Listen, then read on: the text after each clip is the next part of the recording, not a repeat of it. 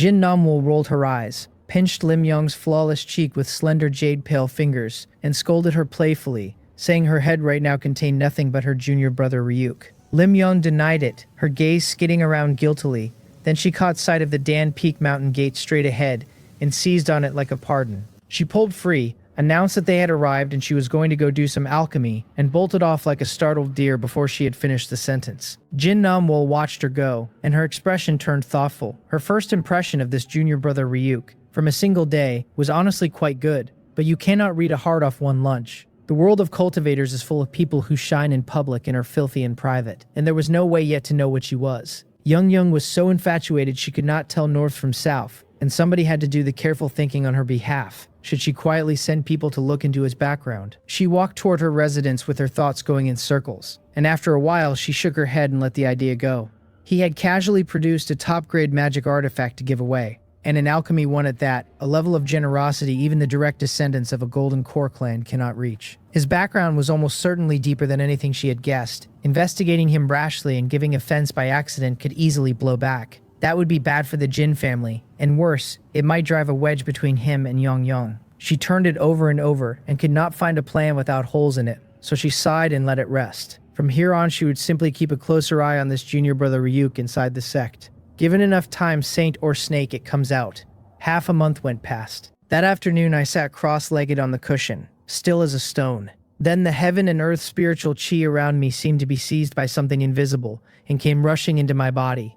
An instant later it turned into a gentle wind and surged out in every direction, and the thin white mist in the room rolled like a sea of clouds. When the wind died and the mist settled, I opened my eyes and a brilliant light flashed deep in them and vanished. The spiritual chi in my dantian was more than twice as vigorous as before, and an ecstasy I could not describe came up through me like a tide. Finally, the breakthrough. Honestly, it had taken longer than I expected. The maxed heavy sword art really did cultivate at a rate its old self could not touch. Medicinal pills and spirit food underneath it put me at the mid-stage chi refining bottleneck 10 days ago. On that same day, my general experience crossed 1,000 points and I spent it upgrading my spiritual root to high grade. The stronger the spiritual root, the thinner the wall between you and the next realm, and I felt the difference immediately. 10 days of hammering at that wall was all it took to go through. I let out a long breath of stale air that had been sitting in my chest for weeks. I stood, stretched, until my bones cracked, and went to the window and pushed it open. Wind came in carrying the clean smell of mountain trees, cool against my face, and my head cleared instantly.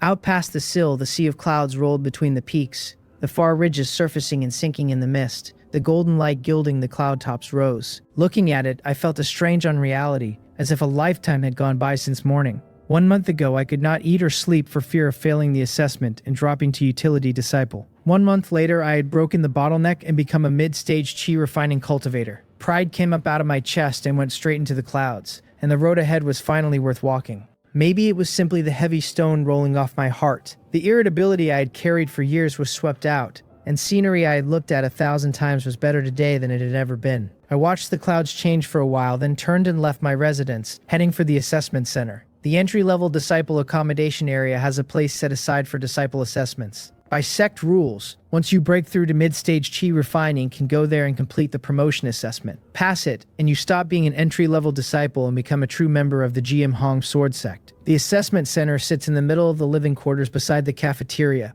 in a wooden building that has clearly seen decades. The eaves had been bleached white by wind and rain. The bluestone steps out front were worn smooth, and the smell of food drifted from next door. It was afternoon, and the light came down through thin cloud and wrapped the building in a lazy warmth. A young man was walking in at the same moment I arrived, slightly thin, and he turned his head at the sound of footsteps. The instant he saw me, surprise crossed his face. Among the entry-level disciples, there is essentially nobody who does not know me, because the spirit food had made me the resident wealthy man, and the face does not help me blend in. He collected himself, nodded quickly, piled a warm smile on, and asked whether senior brother Ryuk had broken through to mid-stage chi refining. I paused and asked whether he knew me. His smile widened as he said that among the entry-level disciples, who did not know senior brother Ryuk Yang, and then he offered his name, Wang Sa-wan. I greeted junior brother Wang evenly and asked whether he was here for the assessment too. He said he was, eyes shining, and added that running into senior brother Ryuk really did feel like fate. Senior brother again. From a disciple standing in the same assessment queue as me, we walked into the building side by side. Inside, light came slantwise through the window, and a faint scent of sandalwood hung in the air. The main hall was not spacious. At the back stood 2 old wooden chairs, holding 2 middle-aged people in outer sect deacon attire, 1 man and 1 woman, both leaning back with their eyes closed. The room was quiet enough to hear the leaves outside, and the 2 of them had clearly converted this slow posting into a private meditation room. They opened their eyes at the sound of footsteps, and the moment their gazes landed on me, both of them smiled at almost the same instant.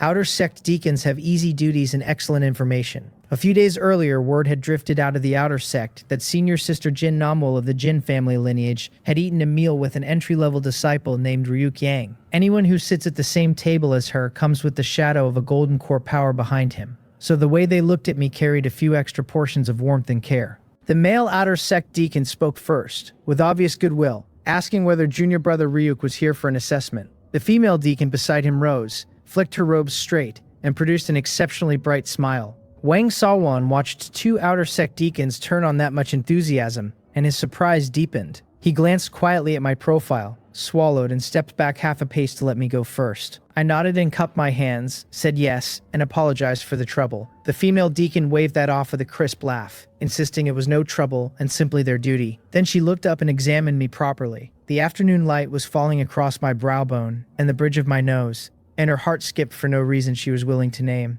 She had heard people call him good-looking and concluded that the rumors had been shamefully conservative. The male deacon pointed to a complex jade plate on the long table, its surface crowded with runes and its edge carrying 4 concentric circular patterns. Junior brother Ryuk simply had to feed spiritual chi into it, and it would display a result. At mid-stage chi refining, 2 of the circles on the edge would light, and that counted as a pass. The plate also measured the quality of the spiritual chi, with higher quality showing as whiter and brighter light, and anything like evil chi would not escape it. I had watched other people take this assessment many times, so I knew the shape of it. I was cultivating the perfectly legitimate technique the Jumhan sword sect had issued me, and my spiritual chi was mild and pure, so nothing was waiting to embarrass me. I stepped forward and laid my right hand on the center of the plate. The surface was ice cold, like pressing down on water. I circulated the technique, and the spiritual chi in my dantian gathered like a stream and poured up through my meridians into the plate. The runes lit one after another, like stars catching fire. The first circle on the edge flared, and the second came up right behind it. The light was pure white and translucent, close to blinding, like moonlight that had been made solid, and it brightened the whole room by a degree. Both deacons who had not been paying close attention were stunned at the same moment, staring at the overflowing white light with their pupils tightening. The female deacon drew a breath and said, her voice rising, that junior brother Ryuk's spiritual chi quality was extraordinarily high. The male deacon nodded repeatedly, shock all over his face. Between them, they had guarded this hall for years and seen batch after batch of disciples, and spiritual chi as pure and bright as that was genuinely rare. Quality like that usually shows up only when someone has taken a profound rank cultivation technique to an extremely deep level, or possibly an Earth rank 1. Then they remembered the rumors about me and both quietly decided it made perfect sense. If this junior brother Ryuk really had that kind of background, an Earth rank technique in his hands would not be surprising. Their actual responsibility was checking whether a disciple's spiritual chi carried anything abnormal, and everything was in order, so it counted as a pass. The female deacon recovered first and congratulated me on officially entering the outer sect, then asked for my sect token so she could upgrade it. I handed it over without any change of expression. On the other side, the male deacon turned to Wang Sawan and softened his voice to ask whether this junior brother was here for testing as well. Wang Sawan hurried forward, cupped his hands respectfully, gave his name, and asked for the test. The deacon told him he had heard the instructions already and could go ahead. Wang Sawan walked to the jade plate, took a deep breath, and reached out with a hand that shook slightly, from nerves or excitement, or both. As his spiritual chi went in, the runes lit slowly, but the light was like a candle flame behind thin mist, faint and thin. 2 of the circles did light up, set against the blazing white moon of a glow I had just produced. It was a firefly. Neither Wang Sawan nor the male deacon looked the least bit surprised. The quality of a cultivator's spiritual chi varies enormously with technique, talent, and resources, and lighting 2 circles at all was solid proof of mid-stage chi refining. The deacon nodded, said it was done and he had passed, and told him his outer sect identity would be processed immediately. A smile burst across Wang Sawan's face, and he thanked the senior brother loudly enough to rattle the room. By then, I had my new sect token back from the female deacon. The front still carried the sharp sword emblem, with an added ring of fine outer sect engraving around the edge. It sat warm and smooth in my palm and seemed to carry a little more weight than before. She told me to take it straight to the outer sect affairs hall where the senior brothers there would register me, and I thanked her. Wang Sawan finished his own paperwork while we were talking and hurried over with the excitement still on him, asking whether we should go to the outer sect together. I looked at him, thought about it, and told him to come along. Out on the road, his face was flushed and his steps were slightly floating, and he could not stop muttering that he was finally about to enter the outer sect. I asked whether junior brother Wang was not a little overexcited. He rubbed the back of his neck, ears going red, and laughed at himself. Senior brother Rook had a big background, he said, so of course he could not understand the difficulties of small families. His own family were loose cultivators with no roots and no foundation. If he made it into the outer sect, his parents could speak with a little more confidence in the marketplace, and life would get easier for them. I went quiet, and something in my chest shifted very slightly. Between the two of us, how much difference was there really? The Ryuk family carries the title of a cultivation family, and in practice, it is about as small as a family can be without a single foundation establishment cultivator in it. If I officially entered the outer sect, my parents and uncles and the elders would be proud and relieved when they heard. Once I was settled here, I would write a letter home. It occurred to me then that the end of the year was 2 months out. In the years since I entered the sect, I had been buried in cultivation. Having never once passed the assessment and afraid of disappointing them if I showed my face, I kept putting off going home. Now I could actually go. Over those years, the family had entrusted somebody to bring me a few spirit stones now and then. The amount was pitiful, and I knew perfectly well that my parents and elders had scraped it together out of nothing. Now I had saved enough to let them live a little better. Light and shadow came down through the old trees and fell across the two of us. I let out a slow breath and found my steps lighter. Beside me, Wang Sawan kept turning his new outer sect token over in his fingers, unable to stop smiling at it. The mountain path to the outer sect ran between thick pine forest, and the wind through the trees came in waves of cool, resin-scented air. As I walked, I took out my new outer sect token, traced its surface with a fingertip, and breathed a thread of spiritual power into it. Then I sent a voice transmission to senior sister Lim, telling her I had passed the assessment and was an outer sect disciple as of today. After that, I sent one to senior sister Jin as well. Lim Yong's reply came back within a few breaths, asking whether it was real, asking where I was, and saying she would come find me. I looked at the light jumping across the token and was mildly taken aback, since it had not occurred to me that she would simply come out to meet me. Then I remembered where her favorability was sitting, and stopped being surprised. I replied that I was walking toward the outer sect right now. She asked whether I had registered at the affairs hall yet and told me to wait so she could go with me. I said I would wait at the outer sect plaza. I had barely put the token down when Jin Namuel's message came in behind it. She congratulated me and asked whether I was free tomorrow, since she wanted to celebrate and would treat everyone at the Jeomong restaurant. I raised an eyebrow and tapped the token. In that case, I would not be polite about it, and I was free. Having agreed, I found myself in an unexpectedly reflective mood. The world of cultivation does not run like the urban life of my past life. Cultivators shut themselves away for days or months, so the chances of friends being in one room are far thinner than in a city. A god-tier tycoon in a modern city could raise a female companion's favorability with a dinner or a shopping trip on a whim. Somebody who goes half a month without opening his door has to treat every meal as an appointment. Since senior sister Jin had organized something herself, I was not about to miss it. Beside me, Wang Sawan watched me fiddling with my token and the spiritual light flickering at my fingertips, and curiosity worked visibly across his face. Who exactly was senior brother Ryuk sending voice transmissions to? He decided we were not close enough for that question, and kept his mouth shut. The two of us walked to the outer sect plaza. It was enormous, paved in blue stone with several sword testing stones at the edges under thick coats of sword scars, and stone paths running off toward different peaks. It was nearly dusk, and the afterglow of the sunset dyed the slabs a warm gold. Off in the distance, the peaks came and went in cloud and mist, and every so often a line of sword light crossed the sky trailing a long thin tail. We stood in the middle of it looking at paths going every possible way, and both of us were completely lost. Wang Sawan looked around and asked me with total confusion which way we should go, since he knew nothing about the outer sect. I told him frankly that I did not know either. He glanced at the outer sect disciples crossing the plaza and suggested we find a senior brother or senior sister to ask. I was about to answer when my eye caught a figure coming toward us through the crowd. I smiled and said there was no need, since someone was already on the way to guide us.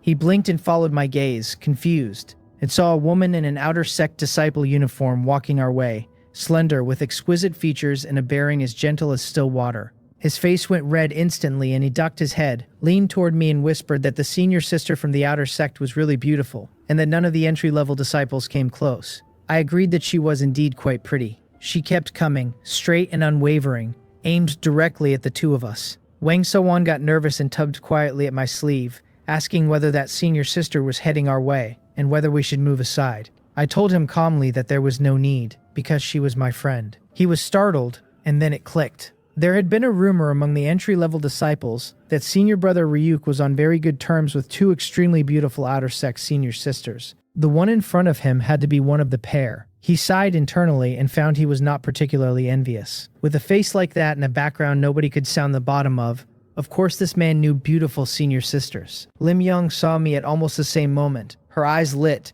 a bright smile bloomed across her usually quiet face, and her steps picked up until she was trotting the last stretch. The mountain wind had pulled a few strands of hair loose, and she tucked them behind her ear. Slightly out of breath, she asked with shining eyes whether junior brother Ryuk had been waiting long. Her breathing had not settled, which told me she had run the whole way. I shook my head, said we had only just arrived, and thanked senior sister for the trouble. She smiled and said it was nothing. What she did not say was that she had been on the point of firing up the pill furnace when my voice transmission came in, the materials already laid out. The instant she read it, she put the furnace away and went out the door. She told us to come on, since she would take us to the affairs hall to register.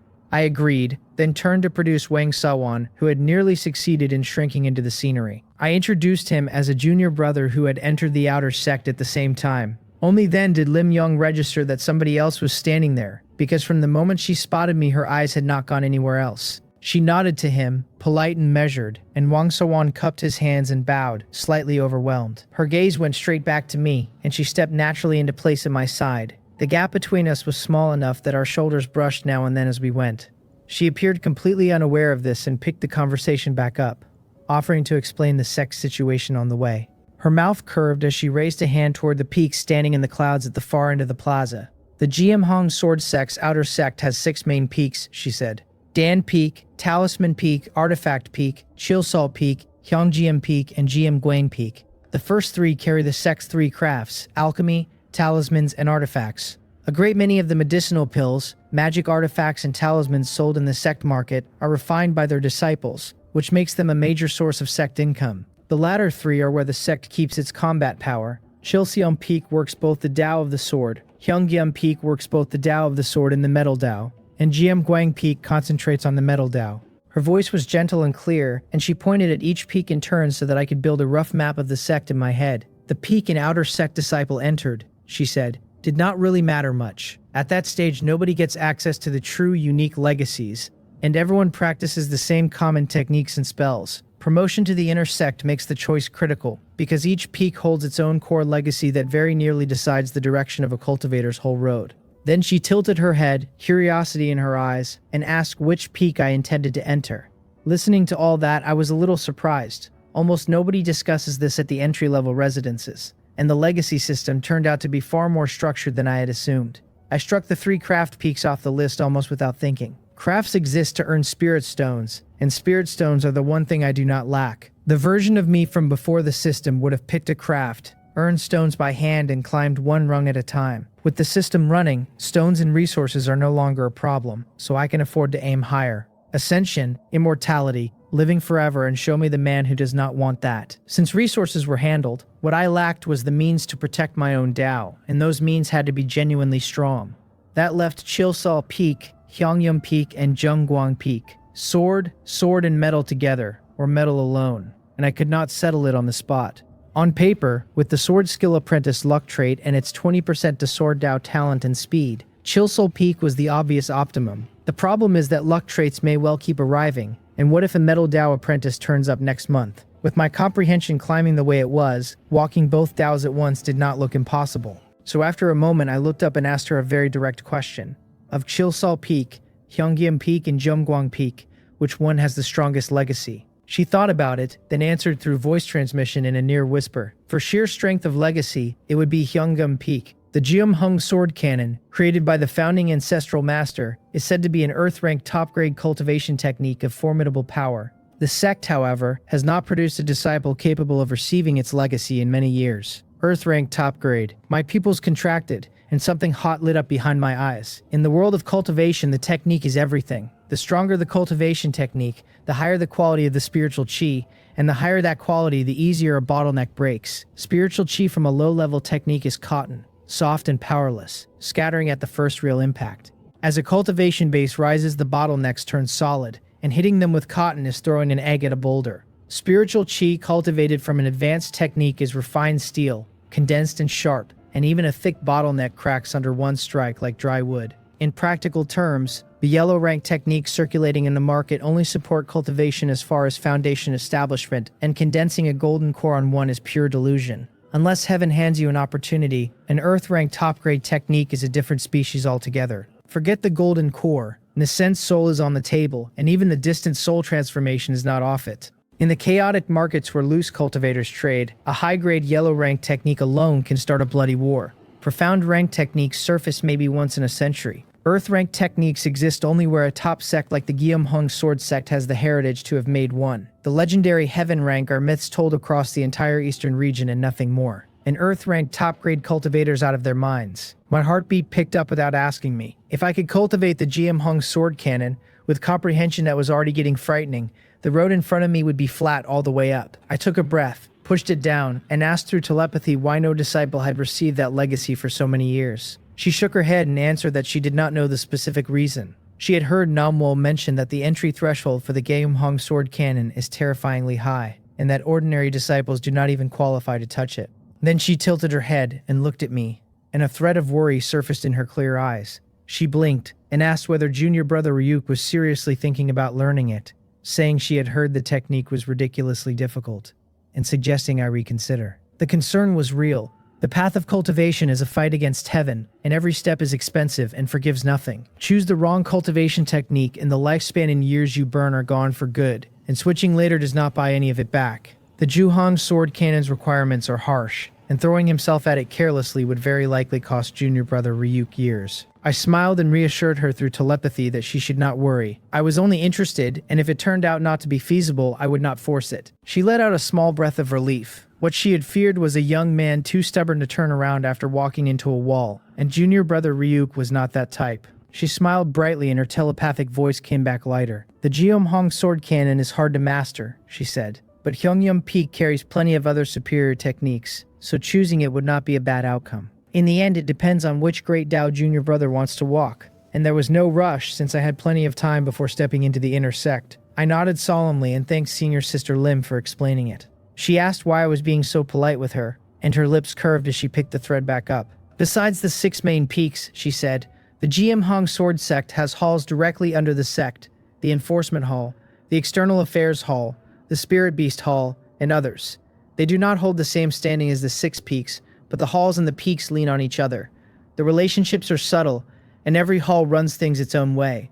She walked beside me while she talked, and a breeze came along the mountain path carrying a faint medicinal fragrance off the spiritual field somewhere below. She kept looking over at me with a bright smile, and the sunlight coming through the gaps in the leaves dappled her face in moving light. Wang Sawan followed behind us in silence, eyes fixed straight ahead and mouth firmly shut. Watching the pair in front of him walking that close, he could not shake a certain feeling. Senior sister Lim Young's warmth towards senior brother Ryuk had gone somewhat beyond the ordinary bounds of a senior sister and a junior brother. He felt distinctly surplus to requirements, and if he had not needed to register himself, he would have turned around and left them to it. Before long, the winding road brought the 3 of us to the mountainside of a towering peak, and the view opened all at once. It was an enormous white jade plaza with cloud and mist curling around its edges, and standing on it felt like standing in an immortal realm. Dozens of antique pavilions and halls were scattered around it according to the terrain, flying eaves and bracketed arches, all of it magnificent. Disciples in outer sect robes moved constantly between the plaza and the buildings, some with wind in their steps, others clustered in 2s and 3s. The whole place was busy in a way that felt organized rather than frantic.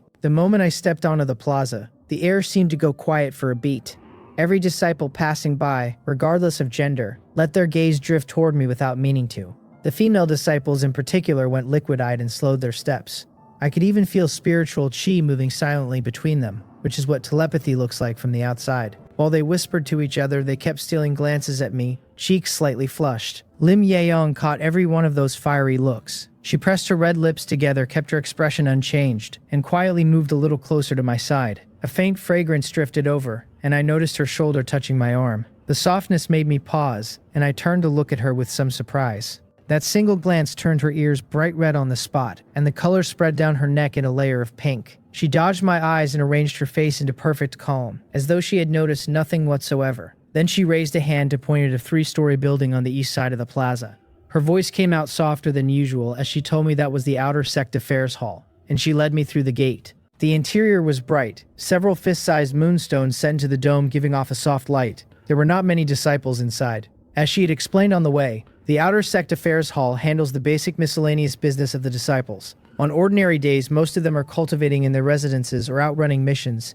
so the hall stays quiet. She led me straight to an empty counter with the ease of long habit and nodded to the person sitting behind it. Addressing him as deacon, she said her junior brother had just been promoted to the outer sect and had come to register. The deacon wore a dark blue deacon robe and had a kind face. He glanced first at the outer sect robe Lim Yong was wearing, then his gaze moved to me and a flash of amazement went across it. He produced a gentle smile, remarked that this junior brother was truly a handsome talent, and asked for my sect token. I took out the token that carried my identity and handed it over. He set it on a complex, precise formation hub beside him, and the spiritual chi at his fingertips moved fast enough to blur. The formation patterns lit layer by layer like ripples across water, humming faintly, then settled back into stillness. He handed the token back. Then he took 2 sets of neatly folded snow-white robes out of his storage pouch, along with a thread-bound ancient book.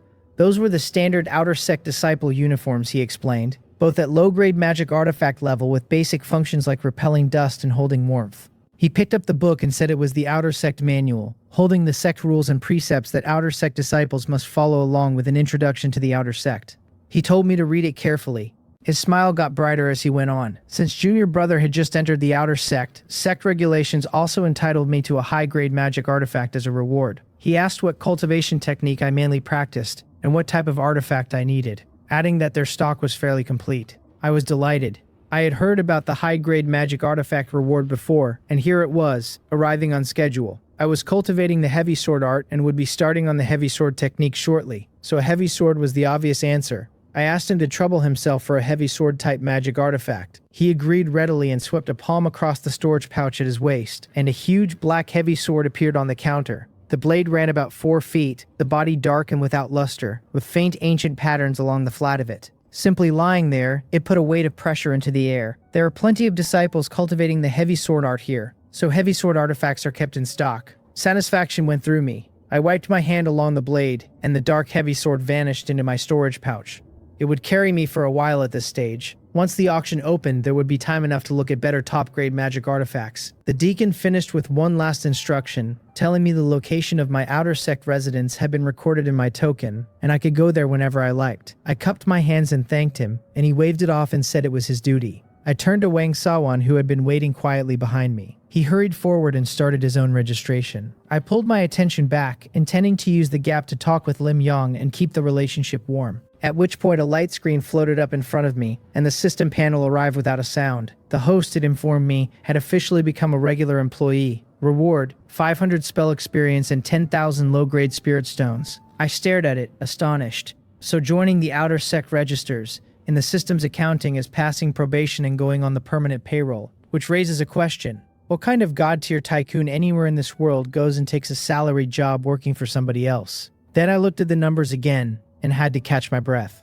Working for others is really sweet. 10,000 spirit stones for the reward alone, and even saving hard on my tycoon's confidence income that would have taken 3 months to pile up. I already had a little over 10,000 low-grade spirit stones on me, so the grant pushed my total clean past 20,000, and the intermediate rebate card was still tucked away unused. Run 20,000 through that card. Even on the worst 5-fold return my luck could produce, and I would be holding 100,000. 100,000 low-grade spirit stones. I took a slow breath and could practically see the little mountain of them stacked in front of me, shimmering with spiritual light, and my scalp prickled. It was not only spirit stones either, and the spell experience mattered more. I already knew what the cultivation technique experience had done, the insight branding itself into my sea of consciousness and hauling my realm up behind it. This time the grant was spell experience, and the heavy sword technique was sitting right there waiting for it. Push that spell up fast enough and I would have real combat power without a single talisman. My own cultivation technique and spells, plus the high-grade magic artifact weight of the profound black heavy sword, would be enough. My heart stirred at the thought. A soft voice pulled me back, Lim Yong asking what was wrong with concern rising in those clear eyes, since she had watched me freeze like a man hit with a binding spell. I gathered myself and gave her a natural smile. It was nothing, I said, only the fact of finally making the outer sect settling in, and the last stretch of cultivation had worn me down. The worry went out of her face, Then her lips curved and she teased me, saying I must have spent those 4 years playing, because how else does a person drag it out this long? I swore I was innocent and had been cultivating very hard. She said yes, yes, whatever I said, junior brother, and everything about her eyebrows told me to keep making things up. In her head it was obvious. A disciple who could hand over a top-tier magic artifact without blinking came from money, and money plus a medium-grade spiritual root should not need 5 years to reach mid-stage chi refining. Youthful laziness was the only explanation left standing. I let it go, because I had finally learned that the absolute truth is the one story nobody here will believe. Fair enough, honestly. Who would guess that a boy out of a minor aristocratic family had that many spirit stones lying around, or a top-tier magic treasure to give away? She dropped the subject and told me to check where they had put me. I fed a wisp of spiritual chi into my sect token, and light washed over the surface of it, small characters surfacing the way a reflection settles on water. Gyeonggam Peak, Outer Sect Residence, South District number 64. I raised an eyebrow and said I had not expected Gyeonggam Peak. Surprise flickered across her face too, and she explained softly that only disciples who choose the pill, artifact, or talisman peaks are placed directly,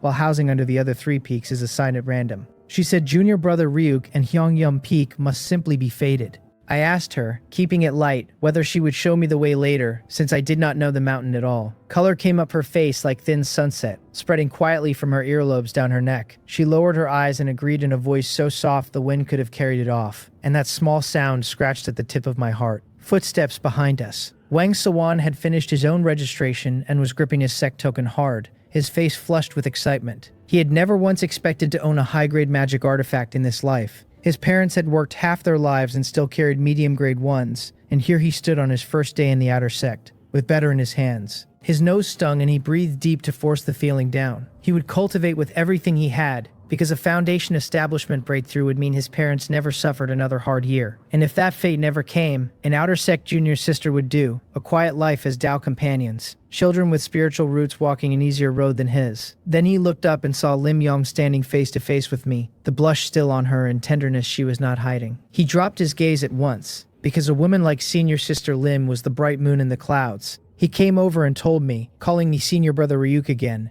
that he was done. I asked where they had put him, in case we were going the same way. He checked his token and said Chilsal Peak, West District, number 22, and I told him I was on Gyeonggam Peak. Disappointment crossed his face before he could bury it. He genuinely wanted the friendship, since the senior brother of his had an astonishing background and had never once put on airs with a disciple from the bottom. He cupped his hands and said he would not disturb senior brother Ryuk and senior sister Lim further, and thanked me for bringing him along. I waved it off and told him to thank senior sister Lim instead, since she led the way. He bowed to her with real gratitude, and she said gently that junior brother Wang needed no such courtesy. Then he straightened up, his Adam's apple bobbed, and he asked in a nervous voice whether he could exchange a sound transmission mark with me. He would never refuse, he said, if I ever needed errands run, or a hand with anything. That stopped me for a beat. I doubted our paths would cross much, but more friends means more roads, and a mark costs nothing. So I agreed. We traded marks and he cupped his hands and left. Lim Yeong stood off to the side watching me as though the hall had emptied out. Something in my chest went soft under that look, and I smiled and told her we should go. We walked side by side out of the affairs hall, across the plaza, and up the winding mountain path toward Gyeonggam Peak. Dark green stone walls soaked in mist ran along both sides, and now and then a spirit plant swayed and scattered specks of light like stardust. Far off, a sword light swept past without sound, cutting a thin opening in the sea of clouds that the mist closed again. Lim Yeong walked beside me and started explaining the mountain. Under every main peak sit several accompanying peaks, sorted by direction into east, south, west, and north districts, and the outer sect disciples live scattered across them. The main peaks belong to the inner sect, except for a handful of peerless prodigies admitted by exception, senior Marshal Aunt Mock among them. Every inner sect disciple is a foundation establishment cultivator. Only that realm earns an immortal cave on a main peak, and for all the numbers the outer sect carries, the inner sect is the sect's real backbone. Her voice ran soft and slow as water, and now and then she pointed a fingertip at a mountain shadow in the distant cloud. I listened carefully, and my gaze kept sliding off the peaks and onto her profile without permission. We reached the foot of a small peak in the South District before I noticed the distance. The spiritual chi here was denser than where the entry-level disciples live, the vegetation lush, exquisite little buildings hidden in good order among the spirit trees. Faint array patterns shimmered outside each one, holding out the damp and the noise of the world. Compared to the low, crowded houses where entry-level disciples sleep, these detached buildings were something else entirely. Upturned eaves and corners, bright windows, clean tables, and a faint flavor of an immortal's mansion about them. Standing in front of number 64, I had to admit the difference in status was visible from the doorstep. I pulled my gaze back and turned to Lim Yong, who was also looking at the building with a faint flush on her face and something behind her eyes she did not say out loud. I smiled and told her to come in and take a look with me, and she gathered herself and said she would. I brought her through the door into a spacious living room. Better than a dozen spiritwood chairs and matching tea tables stood in neat rows, the grain fine and giving off a light fragrance. A side room sat on the left, a wooden staircase on the right, its handrail polished smooth and warm. She looked around the hall and told me the layout is much the same in every outer sect building. The ground floor is a living room with a small kitchen off to one side,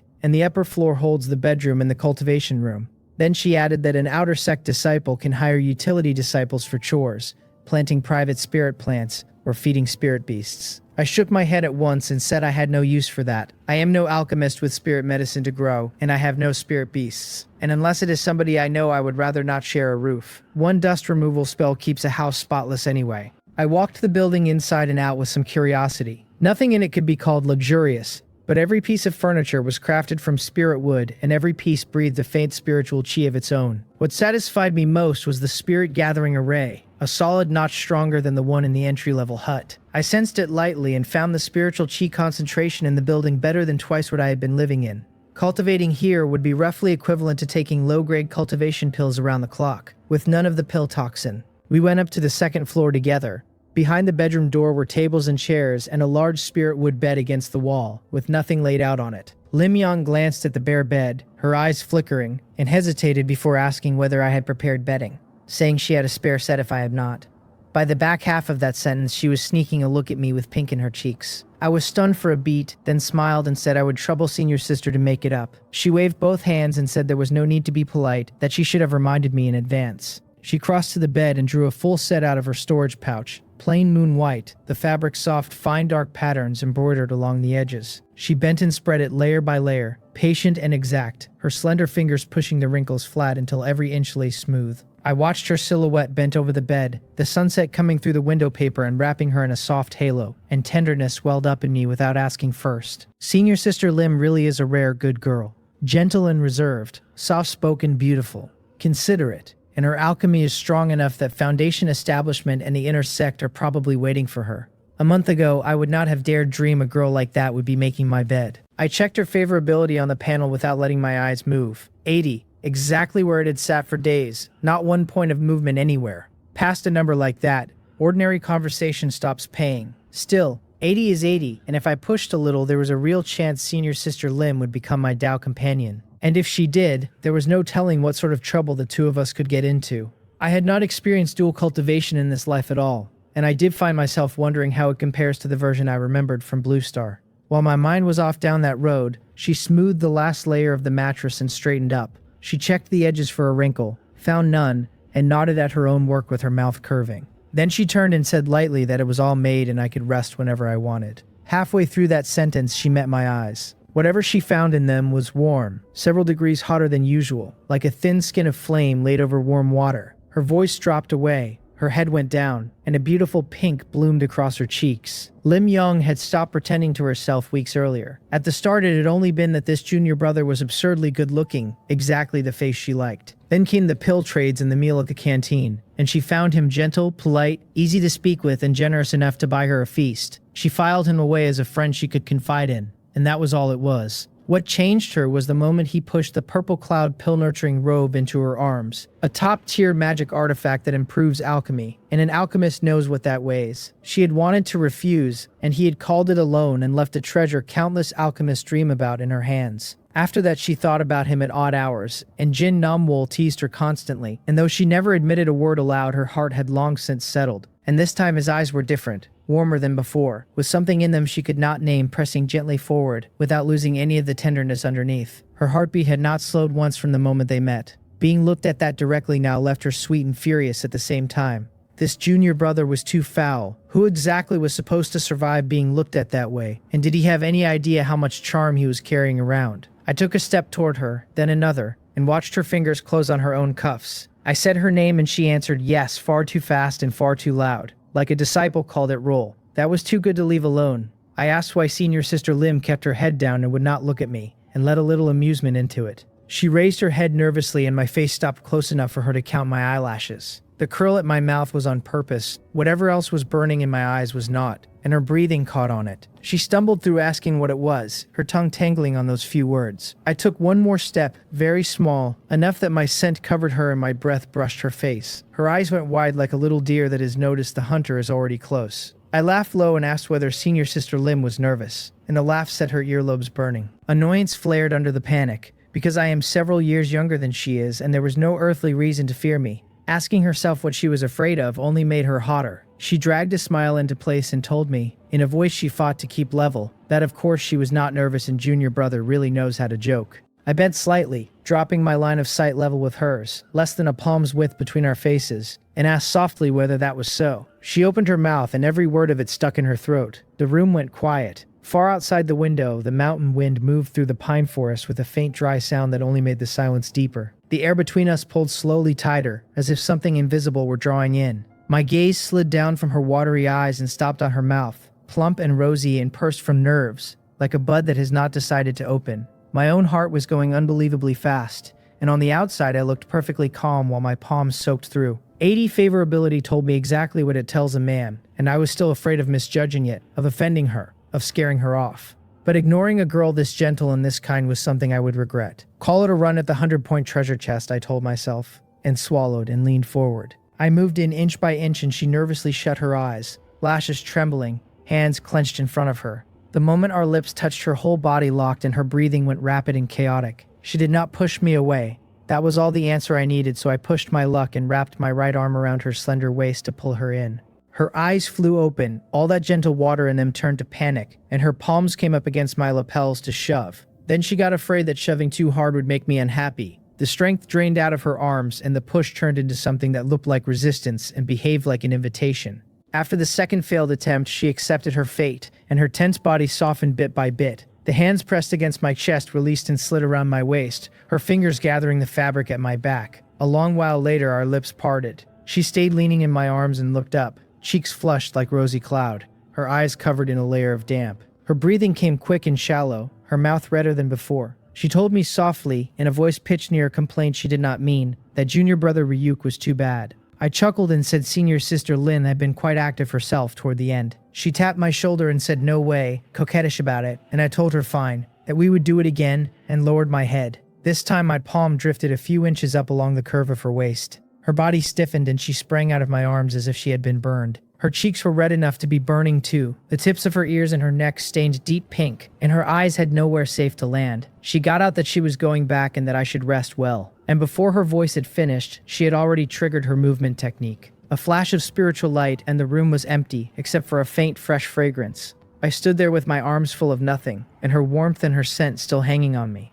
I looked down at my right hand and got nervous. Too far just now? I hurried the panel open and checked the favorability, and the number read 82, not down but up by 2. Senior sister Lim was not angry then, only startled by how quickly the ground had moved under her. I gave that right hand a slap since it clearly has a mind of its own and none of this was my fault. The tip of my tongue still carried a faint sweetness. No rush at all, because there is a great deal of time in front of me. Once the burning in my chest had gone down, I stripped off the entry-level uniform and put on the brand new white outer sect robe. Having only just broken through to mid-stage chi refining, I was in no hurry to cultivate again. I stretched out on the spirit wood bed with the outer sect handbook and worked through it page by page. Some of it Lim Young had already told me, and some had come up while she and Jin Namwol were chatting over food at the marketplace. The annual assessment, the mandatory sect tasks, how contribution points are earned and spent, all written out clearly. Then I hit a page that made my gaze stop. Spirit stones can be exchanged directly for sect contribution points. My eyes lit up, because what contribution points buy is exactly what spirit stones cannot buy. The sect's own cultivation techniques, its secret spells, its special materials, none of that exists on any outside market at any price. Then I looked down at the exchange rate and raised an eyebrow. 30 low-grade spirit stones for 1 contribution point, when a contribution point comes to roughly 10 spirit stones in actual purchasing power. A full 3-fold price difference. I made my peace with it, since those resources circulate inside the sect alone and scarcity sets its own price. I decided to visit the treasure collection hall in the scripture library in the next few days and find out what my outer sect authority could reach. A high-grade cultivation technique or spell, or a top-tier magic artifact, is not the sort of thing a man misses out on. By the time I finished the handbook front to back, it was fully dark outside. The moon bright, the stars thin. The mountains silent except for the occasional cry of a spirit crane. I exhaled the turbid air in my chest and took a thin booklet out of my storage pouch. The heavy sword technique, the spell that supports the heavy sword art. With the assessment passed and mid-stage chi refining in hand,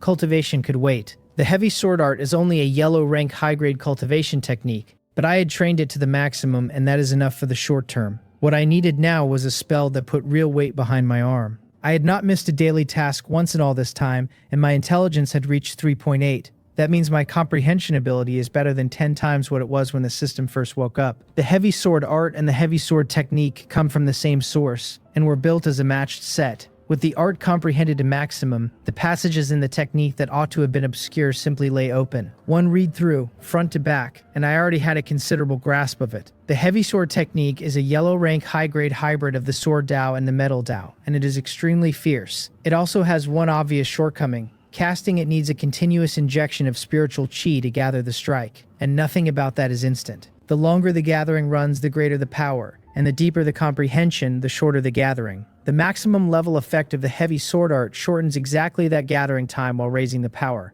which is what makes the two of them a matched pair. I closed the booklet and walked out of the building. Not far behind it stands a natural stone wall, 6 or 7 jang high with a flat face, an excellent sword testing stone. I took the profound black heavy sword out of my storage pouch, at least 1,000 jin of it.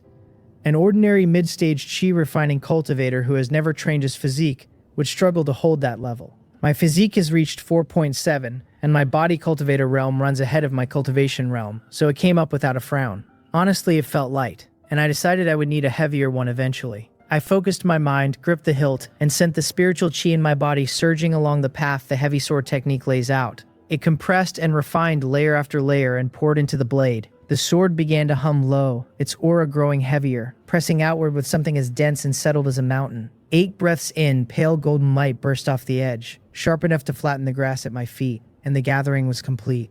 My gaze narrowed, my wrists turned, and I slashed down. A huge pale golden phantom of the sword tore loose with a dull sound of split air and landed on the stone wall. The roar of it shook the ground under my feet. The wall split from top to bottom, a bottomless sword mark running clean through the rock, fine cracks racing out on both sides of the cut. Shattered stone came rustling down and threw up a cloud of dust. I stood there holding the sword and had to work at keeping my mouth shut. My level 2 fireball spell had managed a shallow fist-sized pit in rock, and the distance between that and this is frankly indecent. The cost was not small either. 8 breaths of gathering, and that was already the shortened figure after the maximum level heavy sword art had done its work. In a real fight, 8 breaths is long enough for an opponent to kill me several times over unless I have something to hide behind. The drain ran heavy too, nearly 1/10 of my reserves in one strike, and my spiritual chi quality sits a cut above ordinary disciples to begin with. I looked at the panel, and sure enough, a new item had appeared on the skill bar. The heavy sword technique sat at level 1, 25 points of experience already banked out of the 100 it needs. One read of the manual and one swing in the dark had bought me the entry, and 25 points on top. The rest of this is simple. I told the system to add points. The experience bar started jumping like something had come loose. A vast amount of insight into the spell poured into my sea of consciousness the way water goes through an open floodgate. How to compress and refine the spiritual chi, and how the metal Dao and the sword Dao intertwine and resonate. The fine adjustment inside every hand seal, the exact instant to release and draw back every wisp of chi. All 500 points of spell experience burned through. The heavy sword technique came out the other side at level 3, with 225 of the 300 it needs for the next one, from level 1 to level 3 in the space of a few breaths. I opened my eyes, gripped the profound black heavy sword, and activated the technique again. The gathering ran visibly faster this time, 4 breaths rather than 8. The golden light that erupted off the blade came out denser and sharper than before, brightening the whole slope by a few degrees. I slashed down. The pale golden sword shadow that flew out ran better than 10 jang long, its aura heavier and more violent than the last one, and it slammed into the stone wall like a verdict. When the noise faded, there was a second mark, deeper and wider than the first, cracks spreading in every direction along it, and rubble rattling down through the dust. I exhaled slowly and looked at what I had done to that wall with something close to greed. Half again the power of the strike before it, at the very least. I sensed the remaining spiritual chi in my body, and my smile deepened, because the drain had dropped a full 10th as well. Nobody should shrug at a 10th. More power and less cost arriving together is the whole difference between a spell a man owns and a spell that owns him. Once I train the technique to its maximum, the gathering should fall inside a single breath. At that point, the thing will earn its place in a real fight. I was satisfied and about to put the sword away when something came fast through the air. A round-faced man in outer sect white was springing between the treetops, and after a few jumps he landed near me. Zhou Chongsan had been cultivating in his own building when the noise arrived, and curiosity had pulled him outside. He followed the sound the whole way, and the first thing he saw was the wall, and his pupils shrank violently. 2 sword marks ran through the rock face top to bottom, each deeper and wider than the last, rubble everywhere, thick spiritual chi still hanging in the air. With his late-stage chi refining cultivation, he could not have produced that with an all-out strike. Whoever cut those marks ranked inside the top 5,000 of the outer sect at minimum. Then his eyes swept to the figure in front of the wall and his mind went blank. In all the years he had lived, he had never seen anyone who looked like that. A youth in white robes stood between the moonlight and the broken stone, as if every scrap of spiritual elegance in heaven and earth had gathered onto one person. He steadied himself, leaped down in front of me, put on an enthusiastic smile and cupped his hands. He introduced himself as Zhou Chongsan, greeted me as senior brother, and remarked that I looked unfamiliar and he could not think how he had missed me. Being called senior brother by a man who looked twice my age was a new experience for me. My expression must have been fairly subtle when I told him I had entered the outer sect that same day, and that by rights the senior brother in this conversation was him.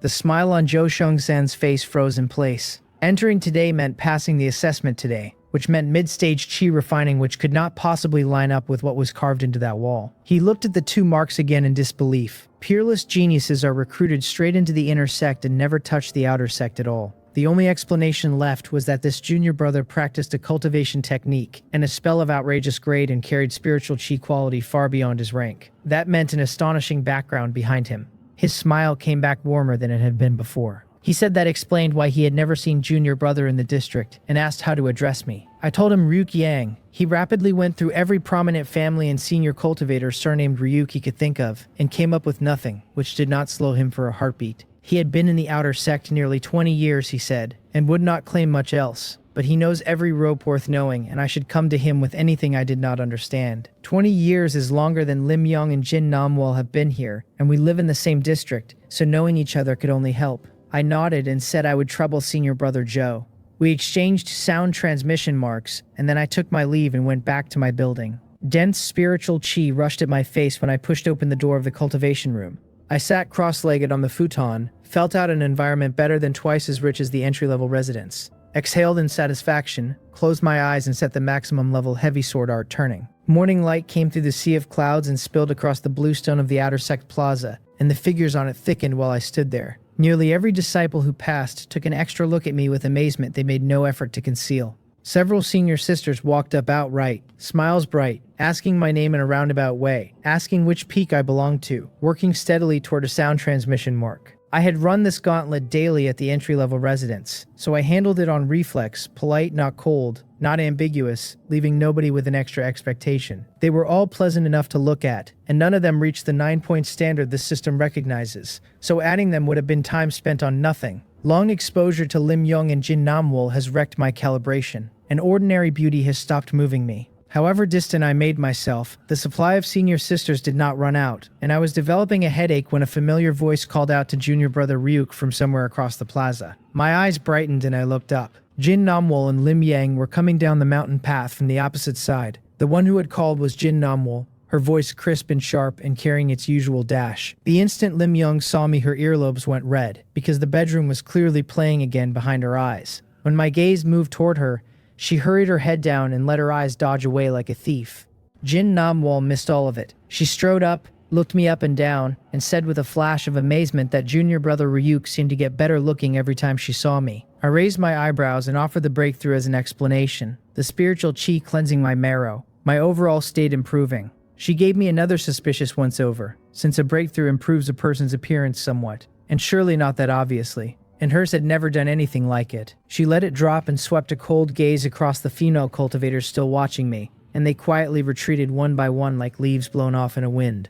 Jin Namwol's name carries a long way in the outer sect. The Golden Core Jin family alone puts her near the top of the pile. Her own strength has held her steadily in the outer sect top 10 for years, with the momentum lately to break into the top 5. She is not yet 30, and on that trajectory, a foundation establishment breakthrough before 30 is entirely possible. Her talent does not compare with the specially recruited prodigies. but she is unquestionably the kind of genius the rest of the outer sect looks up at. Nobody was going to be presumptuous in front of her. She snorted softly at the retreat, pulled her gaze back, and told me to come on, since we were going to the marketplace. I said with feeling that senior sister Jin was truly impressive. She crossed her arms and lifted her chin, her tone flat and unable to hide the pride under it. The outer sect is a place that looks at strength, she said, and her strength is not bad. I told her she was really amazing. Her mouth curved before she could catch it, and then she glanced sideways and asked irritably whether all this praise meant I planned to fleece her later. I put on the face of a man caught out and told senior sister Lim we would be feasting on the rich today. I turned to look at Lim Yong as I said it, and being addressed at all made her tremble, since her mind was still soaking in last night. She nodded and gave a small soft sound of agreement. That was when Jin Namwol finally noticed something was wrong with her. She frowned and tilted her head to study the flushed cheeks and the dodging eyes, and asked Young whether she was unwell. Lim Yong shook her head desperately and insisted she was fine. She would have to hide in her immortal cave a full year before she dared show her face, if her good sister ever learned about that kiss. Jin Namwol looked at a woman whose guilt was written across her face, and her brows drew together. Years of friendship had taught her what Lim Yong is like, and the steady, soft-spoken girl she knows does not dart her eyes and flinch at questions like a bride with a secret. She glanced sideways at me, because obviously this had something to do with junior brother Ryuk. Young's heart had been hung on this boy for a while now. He had grown even more handsome since the last time, and he had just been swarmed by flirtatious bees and butterflies on the plaza. So a little anxiety made perfect sense. Her lips curled, and she asked in a teasing tone whether Young could not stand seeing him surrounded like that. Lim Yong needed a second to catch up, and then she shook her head and waved both hands and denied all of it, flustered. Privately, she was thanking every heaven she could name that Jin Namwol had guessed wrong. The denial only confirmed the theory. Jin Namwol turned to me with a smile, said Young was nervous on my behalf, and asked whether I had nothing to say about that. Senior sister Jin had no idea what the real reason was, and I had no intention of correcting her. So I followed her lead and looked at Lim Yong with a smile. She should rest easy, I told her gently, because I keep my distance from those other senior sisters, and my heart is with senior sister Lim. Lim Yong's cheeks went completely red, and even her neck took on a faint pink stain. She opened her mouth and could not push out one syllable, her fingers twisting a fold of her sleeve. Jin Namwol nodded with satisfaction, having decided that this junior brother was truly not bad if he could say a thing like that in front of her. Young could finally set her heart at ease. I glanced at my panel on the quiet. That one sentence had moved Jin Namwol 5 points, from 25 up to 30. She really does care about senior sister Lim's feelings, and watching me treat her sister sincerely had bought me a measure of her approval on the side. The three of us talked our way out of the plaza, and down the mountain path toward the marketplace, walking shoulder to shoulder. Pine and cypress stood green on both sides, and the morning mist still wound between the treetops like wisps of white gauze.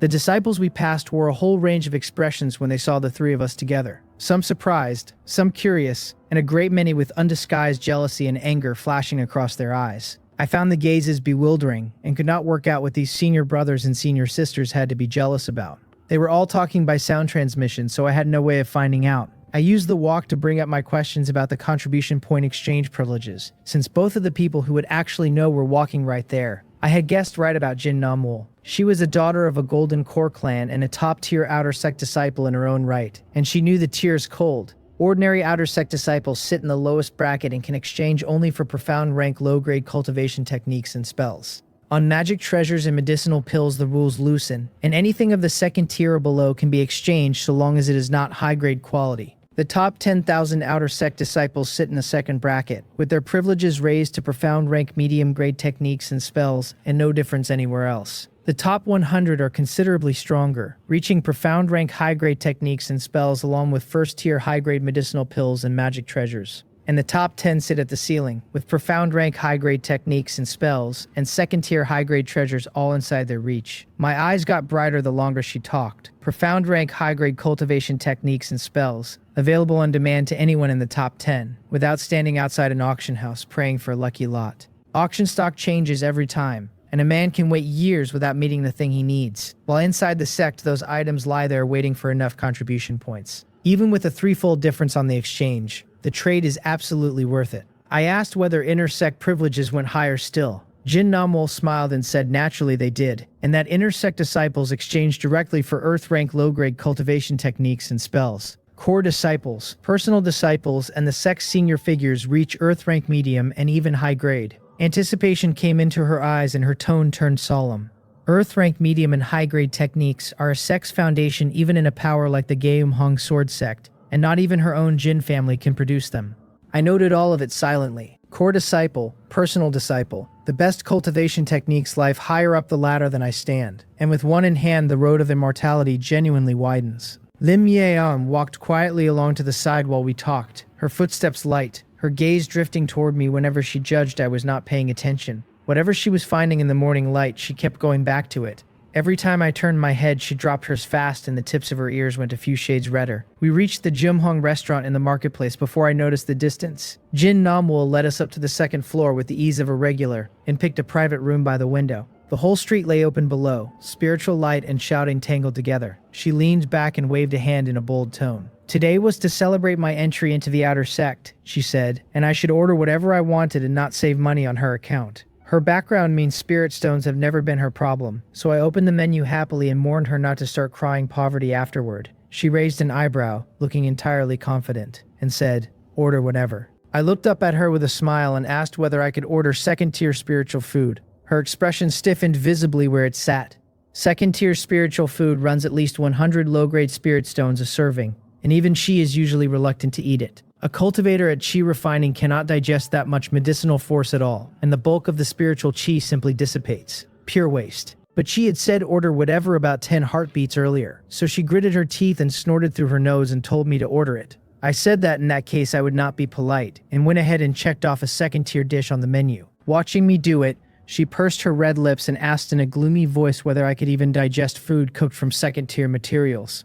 I blinked at her with the most innocent face I own. I told her that eating spiritual food was not about the medicinal effect but about the taste, and that I only wanted to know whether the second-tier version tasted better. Both of them stared, entirely lost for a response. Jin Namwol's voice rose half a degree as she demanded to know who on earth eats spiritual food for the flavor. Lim Young covered her mouth and giggled at that speechless expression, since in all their years together she had never seen Jin Namwol choked into silence. Jin Namwol has sharp eyes and caught the giggle in the act. Her tone soured instantly and she accused her sister of forgetting her sisters the moment she acquired a lover. "Since when did Young laugh at her?" she demanded, "because she was never like this before."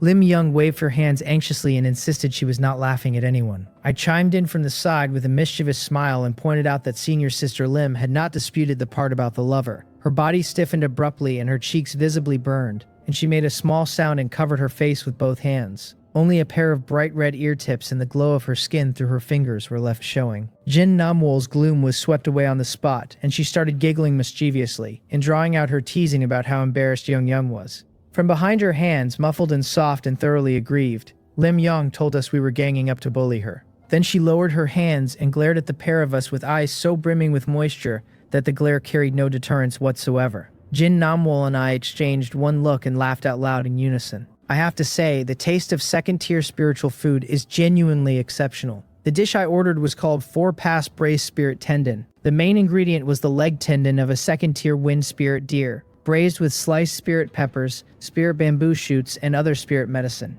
The tendon had been stewed to perfection, soft and glutinous and still carrying a chew, snapping gently between the teeth and letting go an extremely rich savory aroma. The sauce was thick enough to coat the spoon, and the spicy and the sweet layered over one another on the tongue until I was in genuine danger of swallowing my own.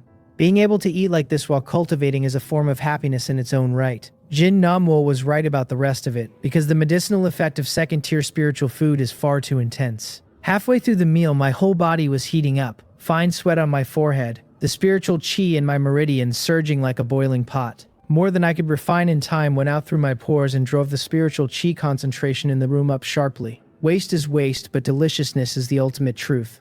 I set my chopsticks down and leaned back thoroughly satisfied. Across the table, Jin Namwol had started out looking pained and had made her peace with the loss somewhere in the middle. Since she was eating happily by the end, Lim Yeong still had not recovered from the teasing and kept drifting off with her chopsticks stopped in midair. Then the panel came up in front of me. The system reported that I had enjoyed delicious food in the company of female companions in a pleasant mood, and paid out 2,000 low-grade spirit stones and 5 beauty-preserving pills. My eyes went past the spirit stones and my pupils shrank on the last part. 2,000 means nothing to a man carrying better than 20,000, but a beauty-preserving pill is another category entirely. The pill is not high grade, and the crimson beauty flower it needs only grows in special areas rich in spiritual chi, rare enough that the pill has always been priceless and unbuyable.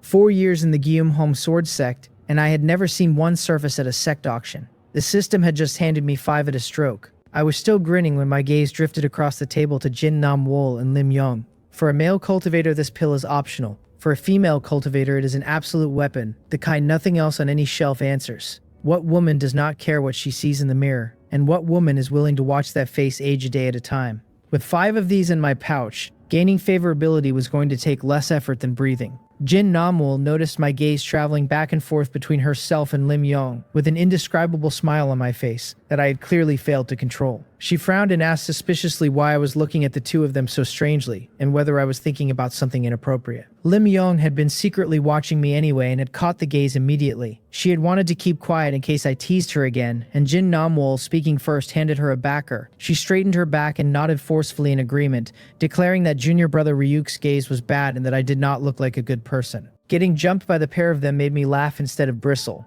I leaned back and sighed with feigned sorrow. I had been genuinely moved that senior sister Jin would put this much effort into celebrating for me. I said, and had even been thinking of a gift. Since they both thought me strange, the gift could simply be forgotten. Lim Yong waved her hand at once, her small face full of seriousness, and said she wanted no gift and that I had already been good enough to her. She was clearly still thinking about the purple cloud pill nurturing robe. Jin Namwol reacted differently. She raised an eyebrow, folded her arms, and leaned lazily back. What was the gift? She asked with half a smile, and was a man this generous about to pull out another top-tier magic artifact? I shook my head and said casually that it was not a top-tier magic artifact. Then I flipped my palm over and a pale pink medicinal pill appeared out of thin air in it. The pill was the size of a thumb, a faint lustrous glow moving on its surface. Its fragrance was very light, sweet, and refreshing, like the first spring nectar scattered by a warm breeze. Before Jin Namwol had processed anything, Lim Yong beside her had gone wide-eyed, because an alchemist's recognition of medicinal pills sits somewhere below thought. She covered her mouth with one hand, stared at the pill in my palm, and squeezed a short cry out of her throat. Jin Namwol was startled, and looked at her sister in total confusion, since this girl had not been half this excited over a top-tier magic artifact. She frowned at my palm a few moments longer, certain the color and the fragrance of that pill were familiar from somewhere. Then inspiration struck. She held her breath and asked, in a voice gone soft with disbelief, whether that was a beauty-preserving pill. Watching 2 composed women come this close to unraveling taught me something. I had badly underestimated how much appearance matters here. Even a female sword cultivator like senior sister Jin, gallant and used to traveling with a blade on her back, wore that expression at the sight of one. The pair of them were fixed on my hand like 2 small pets waiting to be fed. So the corners of my mouth curled, and I flipped my palm over and put the pill away. Then I sighed with all the disappointment I could fake, agreeing that it was indeed a beauty-preserving pill, that I had planned to give them out, and what a pity. The 2 of them looked at each other, stunned. Jin Namwol recovered fastest. She stood abruptly, came around the table to my side, and put an enthusiastic smile on that gallant face and an alarming sweetness into her voice. The fault had been entirely senior sister's, she told me, since she had measured a gentleman by a petty person's yardstick. And she asked me not to hold it against her. Lim Yong does not have that kind of skin. She opened her mouth several times without squeezing out a word, her face red, her fingers twisting under the table. I glanced sideways at Jin Namwol, crossed my legs, and leaned back. Then I observed in a slow, drawn-out tone that I did not know what was wrong with my shoulders, but they were a little sore. Her smile stiffened, and I am fairly sure I heard a faint creak from her back molars. Then she breathed deep, piled the smile back onto her face, and walked gracefully around behind me. She laid those slender hands that are used to holding swords on my shoulders and began to massage, saying junior brother Rook must be working too hard and senior sister would take care of it. I closed my eyes in comfort and told her it was too light. She added force, and I said that was too heavy, and she took some back out, and I said that was about right. The enthusiastic smile on Jin Namwol's face had set like a mask glued on. This brat was going to be the death of her, ordering her around like hired help. But it was a beauty-preserving pill, and not even she gets to be the exception. With her talent and her family's resources, a foundation establishment breakthrough is set in stone, and the Golden Core stage is a decent bet. And a Golden Core cultivator still is not immortal. 500 years of lifespan sounds enormous until you learn that a female cultivator's face begins aging around 300. Nobody wants to find the first line in the mirror one morning. She could endure this. Afterwards, she felt some regret. Why had she been so quick to call his gaze strange, when he had obviously been deciding whether to bring the pill out at all? Young is close to him, and if the two of them become Tao companions, she will never lack for beauty-preserving pills. Jin Namwol is only Young's good sister, and junior brother Ryuk is under no obligation to hand her anything that precious. Nobody who owns such a pill would ever sell it, since given to any golden core female cultivator it buys a favor of terrifying size. Her one hope was to let him work the annoyance out of his system. While she was busy with all that, I spoke again, letting my gaze fall on Lim Yong, my tone carrying a mischievous smile I made no attempt to hide. I did not know what was wrong with my legs either, I mentioned, but they were a little sore. Her delicate frame trembled slightly. She raised her head and looked at me with a wronged expression, her eyes soft and innocent. Then she stood up without a word, came around, knelt down, stretched out those fair little hands, and pressed them gently onto my calves. Looking down, I could see the whorl of hair at the crown of her head, and both her earlobes blushing brightly. The faint floral fragrance drifting up off her smelled good enough to make the whole situation difficult to sit through. Jin Namwol working my shoulders from behind, Lim Young working my legs in front. Two peerless beauties, one gallant and one gentle. I swallowed, my chest went hot, and a warm current surged up with it. Another minute of this and I was going to embarrass myself in a private room in broad daylight. I coughed dryly, sat up straight and said that was enough. Then I took out 2 beauty-preserving pills and handed one each to Jin Namwol and Lim Yong, and delighted smiles bloomed on both faces at once. Lim Yong, who had vowed minutes earlier that she wanted nothing from me, grabbed hers and clasped it against her chest. Jin Namwol was more direct and threw hers into her mouth and swallowed, since no hiding place is as reassuring to her as her own stomach. I checked the favorability panel on the quiet while they were busy, and a smile got away from the corners of my mouth. Lim Yong stood at 88, which is slow going, though 88 is a ludicrous number to begin with, and a few points at that altitude is fine work. Jin Namwol had soared from 30 all the way to 60 in one sitting. 60 is where a woman decides you are a friend she can actually confide in. Better still, 60 is a threshold, and a threshold means another favorability reward sitting there waiting to be opened. Watching Jin Namwol swallow hers so efficiently, Lim Yong hurried her own into her mouth as well. The pill melted the moment it touched her tongue, and a warm, cool, sweet medicinal power slid down her throat, into her abdomen. It broke into countless fine warm currents running out toward her limbs and bones, as if invisible hands were smoothing every inch of skin and every meridian. She looked up with shyness and gratitude, and started to thank me for the beauty-preserving pill. I waved it off and said, "Senior sister Lim is so beautiful that my heart would ache if that youthful face of hers ever faded." Her mind went blank. She opened her mouth and nothing came out, and her heart beat so fast and so heavily that her whole body went numb. Beside her, Jin Namwol raised an eyebrow and folded her arms across her chest. "What about her?" she asked with a playful smile. "And did junior brother Ryuk think the same way about her?" I glanced sideways and said, with no inflection whatsoever, that she was an extra, an afterthought. Her expression stiffened, and a huffy look came over that dashing face as she informed me, "I really do not know how to talk." There was annoyance in her tone, and her gaze drifted over to Lim Yong anyway. Young's pretty face was flushed, and her eyes were like water, and she looked like a flower drenched in spring rain.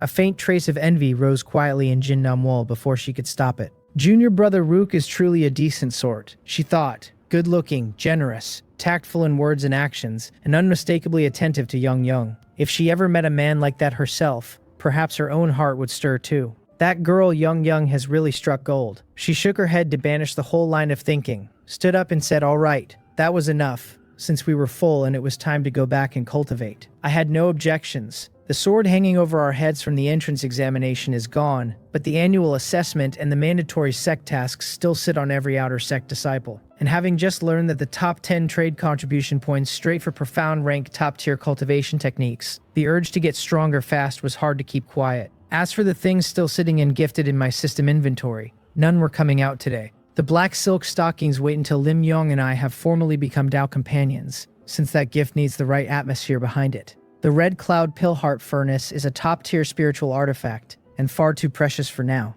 It waits until her favorability reaches 100, and we are the kind of pair that shares a life and a death. Moving the number this far in one meeting was already worth the trip. We split at the fork in the mountain path after we got back. Lim Yong kept turning to look back as she walked away, while Jin Namwol waved once without turning her head and left with that decisive stride of hers. I followed the path home to number 64, shut the door behind me, walked into the cultivation room and sat cross-legged on the prayer mat. Then I opened the glowing treasure chest on the panel, the reward for Jin Namwol reaching 60. The system announced that favorability with the Confidante had reached 60 and paid out one low-tier rebate card, 1,000 points of spell experience, and one cinnabar sword-binding sash. Another rebate card. With the intermediate card already in hand, I can run 2 operations back-to-back, and the sect auction opens in a few days, which means splurge first and double the return afterward. Just imagining it left me refreshed from head to foot. Unlike the cultivation technique experience that came with Lim Young reaching 60, this one was spell experience. I am fairly convinced the reward contents get matched to what the two of us actually need, because my cultivation technique is maxed, and the gap on my sheet was spell experience. That left the cinnabar sword binding sash, and the name alone made my heart sink slightly.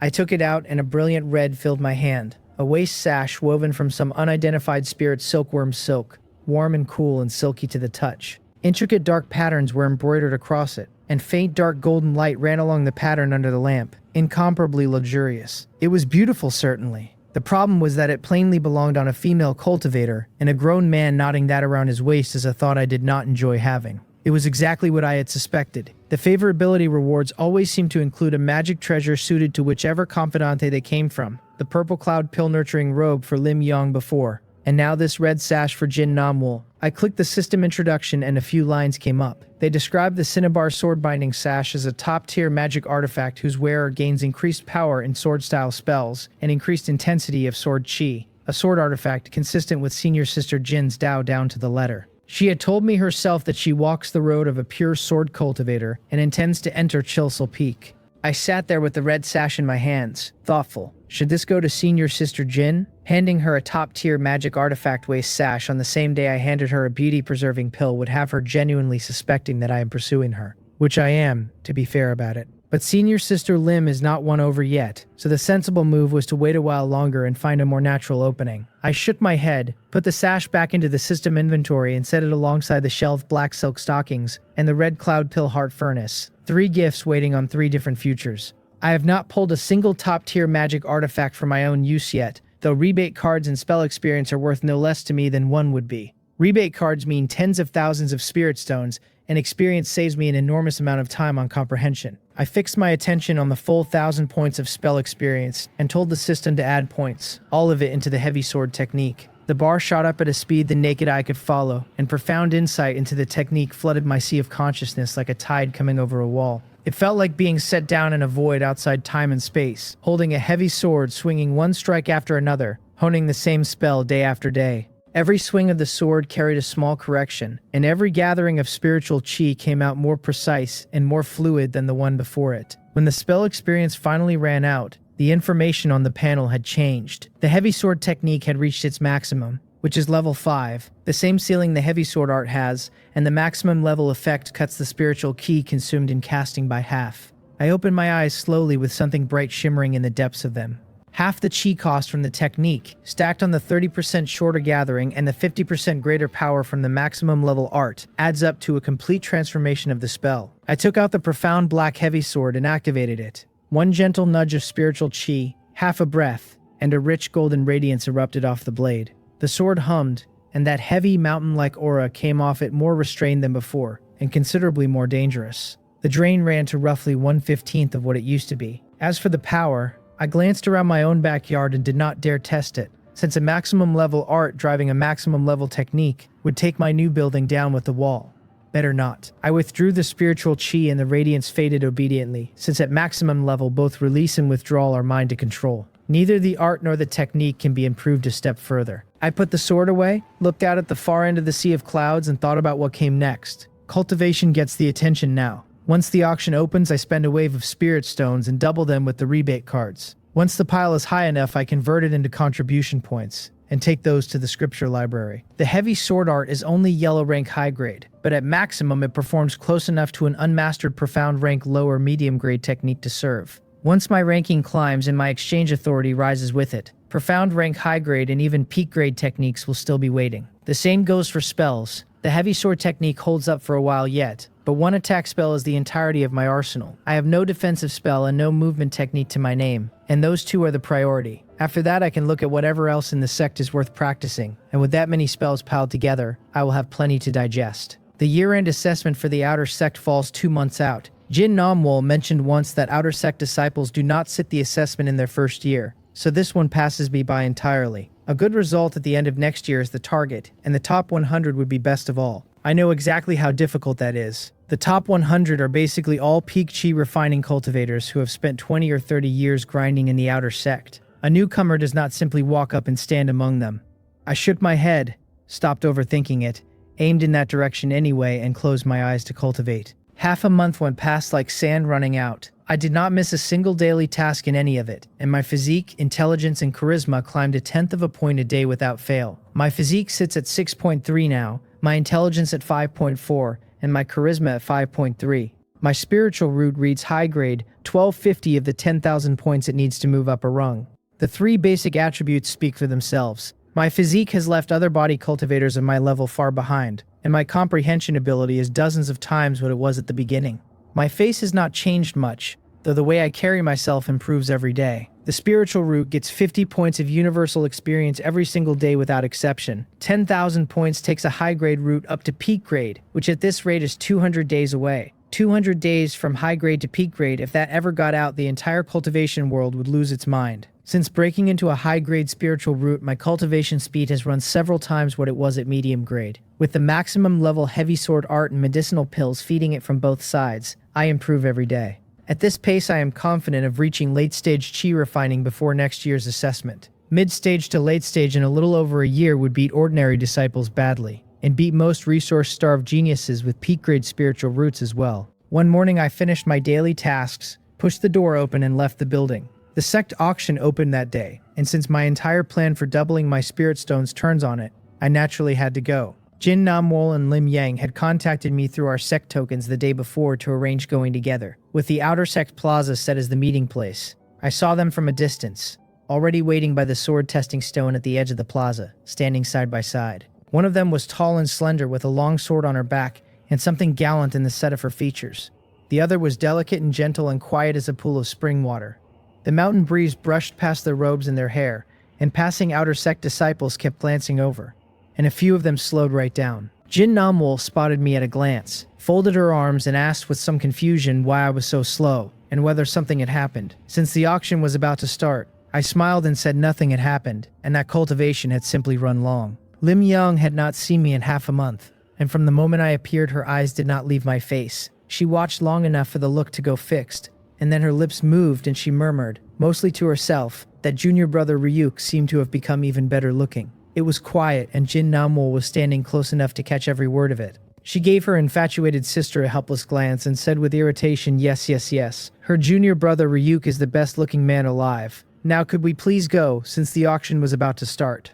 Lim Yong snapped back to reality and only then realized she had said the inside part out loud. Her cheeks flushed bright red and even the tips of her ears went pink. Watching her stand there mortified, my lips curled and I smiled at her, which cost her another heartbeat, and she put her head down fast. The 3 of us wasted no more time and hurried toward the market, which was livelier than usual by an order of magnitude because of the auction. The main Bluestone Street was surging with people, cultivators shoulder to shoulder, the stream of pedestrians unbroken from one end to the other. There were outer sect and inner sect disciples of the Gayam Hong sword sect, cultivators from the nearby great clans and small sects, and loose cultivators of every description, every identity present at once. Hawking, haggling, and the cries of spirit beasts merged into one boisterous wave of noise. Clan cultivators and loose cultivators yielded half a step almost on reflex whenever they saw Gayam Hong sword sect robes. Our particular trio drew more of that than most, since the man was handsome and the women were beautiful, and nobody looking at us assumed we were ordinary disciples. The crowd simply parted wherever we walked, which saved us the trouble of squeezing through anybody. We came through the noise to the tallest pavilion in the deepest part of the market, built of profound gold, its eaves and corners upturned, and the whole of it stern and imposing. Above the main entrance hung an enormous plaque, gold characters on a black ground reading J. Yuan Hong Tower, the brushwork powerful enough that sword chi still flowed faintly through the strokes. The ground in front of the building was already packed, and several entry queues ran from the doors out to the middle of the street, shuffling slowly forward. Jin Namwol took one look at that crowd and the corner of her mouth lifted as she told us she had a VIP token, and the 3 of us would be taking the VIP passage. The VIP entrance sits on the other side of the pavilion, and it was much quieter over there. 2 outer sect deacons stood at the door to verify tokens, and the occasional cultivator stepped up, handed one over, and strolled in without hurrying. Lim Yang and I followed Jin Namwol across to it. She produced a pale gold token without ceremony and passed it to one of the deacons. He looked down at it, bowed slightly with a respectful expression, and returned it with both hands, telling us to go in, since attendance inside would lead us to the boxes. Jin Namwal nodded slightly and told us to come on. I was stepping over the threshold when I felt eyes on my back. I glanced around to find the cultivators grinding miserably through the main queue, staring over with envy they were not bothering to hide. VIPs do not queue at all. That is the entire product. The light inside the passage was soft. A maid in a plain long dress was already waiting under the gallery. When she saw the three of us, she bowed respectfully and turned to lead us up the stairs, to the second floor. Closed box doors ran down both sides of the corridor with pale gold numbers carved into the spirit wood panels. She pushed open the door of box 15 and stepped aside to invite us in. The box was not large, but the decor was quite elegant. Spirit wood table and chair set in the middle, and the wall facing inward opened up entirely and replaced with a wide carved railing. From that railing, the whole first floor of the auction hall lay open below. Rows of chairs stood in neat lines around a square high platform in the center. Empty for the moment, the spiritual light formations embedded around its edge circulating quietly. Boxes of every size were distributed across the second, third, and fourth floors, some already occupied and some still empty. I scanned the neighboring ones and found loose cultivators, scions of prominent families, and people wearing Jiamhong sword sect uniforms like ours. Most of those uniforms were inner sect rather than outer sect, and a few boxes even held personal disciples. At the regular auctions the Jiamhong sword sect holds every year, the lots only go up to the second rank. That is the tier foundation establishment cultivators actually use. So basically no golden core cultivator bothers showing a face. The truly grand events are the large-scale auctions held once every 10 years, when third-ranked treasures surface and golden core cultivators gather in from every corner of the region under the sect's jurisdiction. The next one of those is 6 years out. In under a year my spiritual root will be peak grade, combined with high-level cultivation techniques, medicinal pills and spiritual food. A foundation establishment breakthrough inside 6 years is not a fantasy if my luck holds. I would very much like to attend that one. An event on that scale ought to let a man spend to his heart's content. I pulled my thoughts back to the present, since future matters can wait, and the important thing today is using 2 rebate cards properly and coming away with a great many more spirit stones. The three of us took our seats. The maid briskly brewed spiritual tea, set out several plates of spiritual fruit on the table, then bowed and withdrew and closed the door quietly behind her. I picked up my cup and took a sip, and the tea was crisp, with a sweet aftertaste. Leaning back in my chair, and looking down at the hall with some curiosity, I asked senior sister Jin where she had gotten that VIP token, because I wanted one of my own. She smiled at the question and set her cup back on the table. She explained that a total expenditure of over 100,000 low-grade spirit stones at auctions earned a low-level VIP token. The sect's upper management, she added, was a different matter, since elders were issued theirs. She tilted her chin toward the third and fourth floors and said the tokens come in 3 levels. 100,000 for low level, 1 million for intermediate, and 10 million for advanced. Sect elders carry intermediate, and the Grand Elder carries advanced. Lim Yang had obviously heard all of this before, and still could not help sighing softly that 10 million low-grade spirit stones is more than a great many golden core cultivators could produce. I was somewhat tongue-tied myself. 10 million low-grade spirit stones. At my current income of 96 stones a day, it would take me close to 300 years to save that. That is precisely why the rebate cards are the practical route, since with decent luck a card gets there in one motion. Jin Namwal looked over at me and said casually that if I wanted to attend auctions in future I should simply use her token. I raised an eyebrow and did not stand on ceremony with her, smiling and saying I would not be polite about it then. Privately, I was already running the arithmetic, because after this auction ends I should be able to claim a low-level token outright on my own. 100,000 low-grade spirit stones is not a great deal of money to me anymore, which is a sentence I would have laughed at a month ago. Then Jin Namwal's gaze froze. Her eyebrow went up and she looked across the railing toward a box on the 4th floor. Her voice came out full of surprise as she said that it was Mo Kun Seol, and that she had actually come. Lim Yang and I both startled at the same moment and followed her eyes upward. The gauze curtain of that 4th floor box was only half drawn and the person inside was perfectly visible. A girl in a white dress sat quietly in her chair, slender and tall, her features as beautiful as a painting. There was not a trace of extra expression anywhere on her face, cold and aloof as an exquisitely made doll. Behind her stood an old man with graying hair and beard, hands tucked into his sleeves, eyes slightly closed, his aura deep and pulled in tight. The moment I looked at the girl, a panel surfaced quietly in front of my eyes and told me it had found an 11-point beauty. My heart skipped. 11 points is a score past the ceiling a mortal is supposed to have. I had seen Senior Marshal Aunt Mock once from a distance before, and only remembered her as an extremely beautiful girl, and I had not expected the system to rate her that high. Adding her contact information would pay out something considerable. I killed the thought where it stood. The gap between the two of us is not a gap but a canyon. And forget interaction, since I could not invent a reason to speak to her at all. The old man behind her was obviously a Tao protector, and walking up to that girl to ask whether she would care to exchange transmission imprints would get me driven straight through the floorboards. Lim Yong and Jin Namwol were also sitting a hand's width away from me. I withdrew my gaze and looked at the two of them instead. Lim Yong was gazing up at the fourth floor with some wonder and said softly that it really was her, and that she had not heard news of her in several years.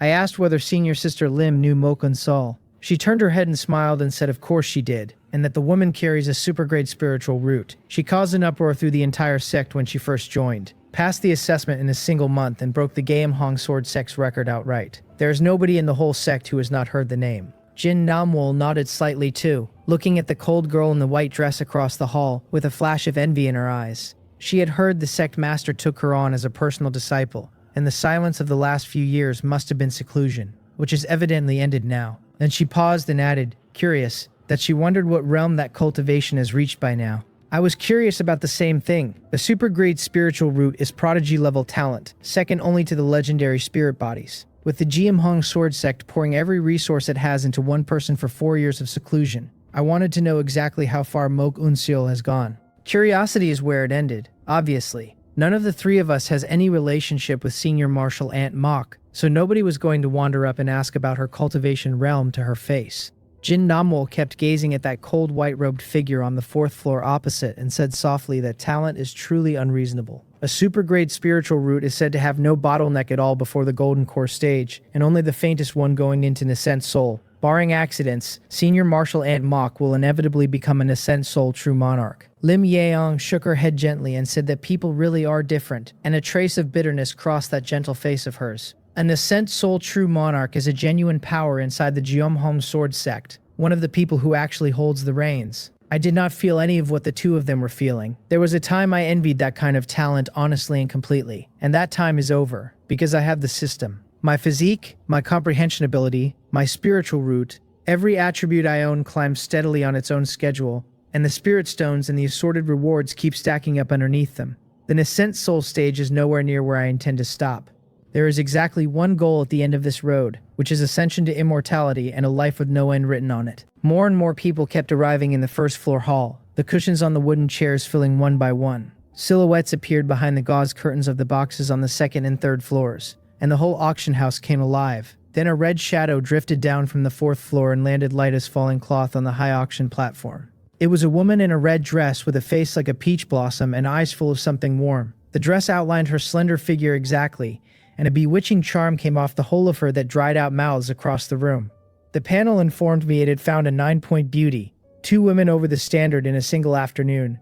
My luck was clearly running today. The first floor came visibly alive the moment she appeared, cultivators leaning forward with their eyes glued to her, the hall filling with the same few sentences repeated in every direction. That Marshal Aunt Yu is hosting again this year, as expected. That auctions she hosts always close at the highest prices. That she looked at somebody, and that she is still as beautiful as ever. Even in the boxes upstairs, a great many young men were staring with burning eyes at the red figure on the platform. She was plainly accustomed to all of it. Her lips curled into a charming smile, and she welcomed everyone to the auction hosted by the Gaemhong Sword Sect. She introduced herself as Yu Yon, the auctioneer for the event, and remarked that she supposed most of us were old acquaintances by now. Since the hour was getting late, she said, the auction would begin. Her voice was soft and seductive with the tail of it rising, like a feather drawn lightly across everyone's eardrums, and she stretched that last syllable out so gently that my own chest went warm. I ran through the 4 female cultivators who currently clear the system standard for her beauty. Senior Sister Lim is gentle and moving.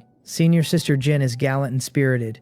And Senior Marshal Aunt Mok is as cold as the moon. This Marshal Aunt Yu in front of me is a genuine enchantress. The system scored her a 9, and in terms of sheer womanly charm, Senior Sister Jin and Senior Marshal Aunt Mok combined might not add up to her. Every smile and every small frown on that woman is engineered to follow a man home and turn up in his dreams. Both Jin Namwol and Lim Yong had been made to blush by that natural charm. Lim Yong stole a look at me and found my expression focused rather than slack-jawed like the cultivators on the first floor. She let out a quiet breath, and something sweet arrived in her chest without warning. She even wanted to lean toward me, and Jin Namwol was sitting right beside her, and the fear of being teased kept her still. Jin Namwol turned her head openly instead, looked at me with half a smile, and asked whether Martial Aunt Yu was not beautiful. She is the dream goddess of every male disciple in the Geum-hung sword sect, and she wanted to know whether I was tempted. With both of them staring at me, I coughed lightly and assembled the face of an upright gentleman. I said gravely that two great beauties in no way inferior to Martial Aunt Yu were already sitting beside me, and that if I were to be tempted, it would be by them. Lim Young's pulse jumped and a smile bloomed on her face before she could catch it. She wondered whether I had meant her, then dropped her head fast in case the answer showed on it, her earlobes turning translucent red. Jin Namwol, who loves chaos, propped her chin on one hand and asked with half a smile whether the great beauty beside me was her, or Young Young. I am not Lim Young, and a little teasing does not change my color. I met senior sister Jin's eyes without moving a muscle in my face and asked why I could not be tempted by both. Her smile stiffened for a moment, and then she glared and asked whether I had lost my mind, and warned me that Young Young would stop speaking to me. She said all of that, and her own heart still skipped, and she could not have told anybody why. Lim Young looked up at me too, aggrieved, and said in a voice small enough to belong to somebody genuinely bullied that junior brother Ruok is so bad. Her gaze rested on my face for less than a breath before sliding away, as if she were afraid I would catch her complaining about me. I laughed and said in a relaxed tone that I was joking, and asked whether they had really taken it seriously. Both of them stiffened at the same instant. Jin Namwol huffed angrily that making jokes like that about the two of them makes me an outright lecher. I put on my most innocent expression and pointed out that senior sister Jin was the one who asked first. Her face froze while she reviewed the conversation and discovered that this was, in fact, entirely true. She opened her mouth, closed it, eventually pouted and huffed, and folded her arms. Then she turned to face the auction platform with excellent posture and cleanly changed the subject, announcing that the auction had started and we should stop talking. Lim Young took a deep breath of her own and quietly settled everything my few sentences had tossed up and down inside her. I know when to stop and did not push the topic any further. The cultivation world carries no hard rule about one partner, and with genuine strength a man can keep several, or a woman can, but everybody wants to be the only one their Tao companion likes. I certainly want all of it, and wanting is not the same thing as forcing. Following senior sister Jin's provocation as far as I did planted a seed in both of them. And a planted seed is enough. Insisting on the topic would have turned the whole thing inside out. Let them work it over slowly on their own. Besides, the auction really had begun, and I wanted my attention back on the serious business. The first warm-up lot at an auction is often good quality, and I had no intention of missing it. On the high platform, Yu Yoyan turned her slender hand over and produced a small white porcelain bottle. Her lips curved with a hint of mystery inside the charm, and she announced the lot in a crisp voice. Top-grade yellow dragon pills, 10 to a bottle and 5 bottles in all, which the consignor requires to be sold together. The finest cultivation pill available to a cultivator at Chi Refining, and not to be missed by anyone present. She set the opening price at 3,000 low-grade spirit stones with no bid increment below 300, and declared the auction begun. The whole hall went silent for the space of a single breath. Then heavy breathing broke out everywhere at once, every eye fixed tight on the little white bottle in her hand. I sat up straight with my eyes burning and smiled to myself, because this auction had been worth coming to. Jin Namwol turned her head the same moment Lim Yang did, and asked whether I actually meant to bid. My eyes stayed on the small white porcelain bottle in Martial Aunt Yu's hand while I told her yes, since I needed my cultivation raised as fast as I could manage it. The yellow dragon pill was already the best cultivation pill a Chi Refining cultivator could swallow, and these were top grade, so having run into them, I was not going to let them walk past me. She raised those heroic eyebrows of hers and asked whether I really had that kind of money, because 5 bottles at once would run past 10,000 low-grade spirit stones at the very least. Lim Young sat quietly on my other side, and something small and disappointed folded itself up in her chest. Ever since the purple cloud pill nurturing robe came into her hands, her alchemy had climbed fast, and she could just barely produce one of ordinary quality. Her plan had been to get more fluent, push the quality up, and then quietly switch junior brother Ryuk off the chi nourishing pill and onto yellow dragon pills. She had refined herself. Now he was about to buy top grade ones by the bottle. She pressed her red lips together and told herself to keep at it, that even if she could never manage top grade, refining plenty of good ones would still count for something. The top grade supply was limited, and he would eat through it eventually, and when that day came, her pills would be waiting for him. The bidding downstairs pulled me back. 3,000, then 3,500, then 3,800. The calls rolling up out of the first floor hall, one on top of another. None of those cultivators had managed to get a VIP token though, so the spirit stones in their pouches ran out fast. Once the price crossed 5,000, the voices thinned, and the few loose cultivators who had been raising their hands let their arms drop without a word. Then a calm male voice came down from a private room on the 3rd floor and said, 10,000. The hall went silent as if somebody had cut the sound at the source. That bid did not end the auction, though. It opened the second round of it. A gentle female voice from a second-floor room observed with unhurried amusement that the pills were not bad. She would buy them for her junior, she said, and called 12,000. An aged voice on the third floor answered that what a coincidence, this old one also had a junior in mind, and went to 13,000. The calm male voice came back at 15,000 without a flicker of strain in it. The aged voice snorted coldly and said 16. Someone gave a bitter laugh and told his companion it was funny how hard they had all been arguing a moment ago when top-grade yellow dragon pills were never going to reach their hands anyway. His companion agreed that the upper floors were all VIP token holders, either strong themselves or backed by real powers, and asked what people like them had left to compete with. The sighing downstairs had not finished before the bidding upstairs reached 18,000. The aged voice came again at 19, with real pain in it this time, and said flatly that this was his ceiling and that he would not follow any higher. Jin Namwol looked at me, saw me still leaning back in my chair with my hands empty, and could not help asking why I was not moving. I picked up my teacup, took a sip, and told her there was no rush. On the high platform, Marshall Ant Yu's peach blossom eyes turned slowly, and her voice went low and coaxing. She announced 19,000 from the 14th VIP guest on the third floor, and asked whether anyone had more. 5 full bottles of top-grade yellow dragon pill, enough to save a little chi refining friend 5 years or better. Time, she said, is the one thing 1,000 gold cannot buy, and it would be a pity to miss it. And then she started counting at 3. A few light sentences, and she had stepped squarely onto every heart in the room, because the most valuable thing a cultivator owns is not spirit stones but time. 19,000 low-grade spirit stones for 5 years is absurd for a poor loose cultivator and a bargain for a rich one.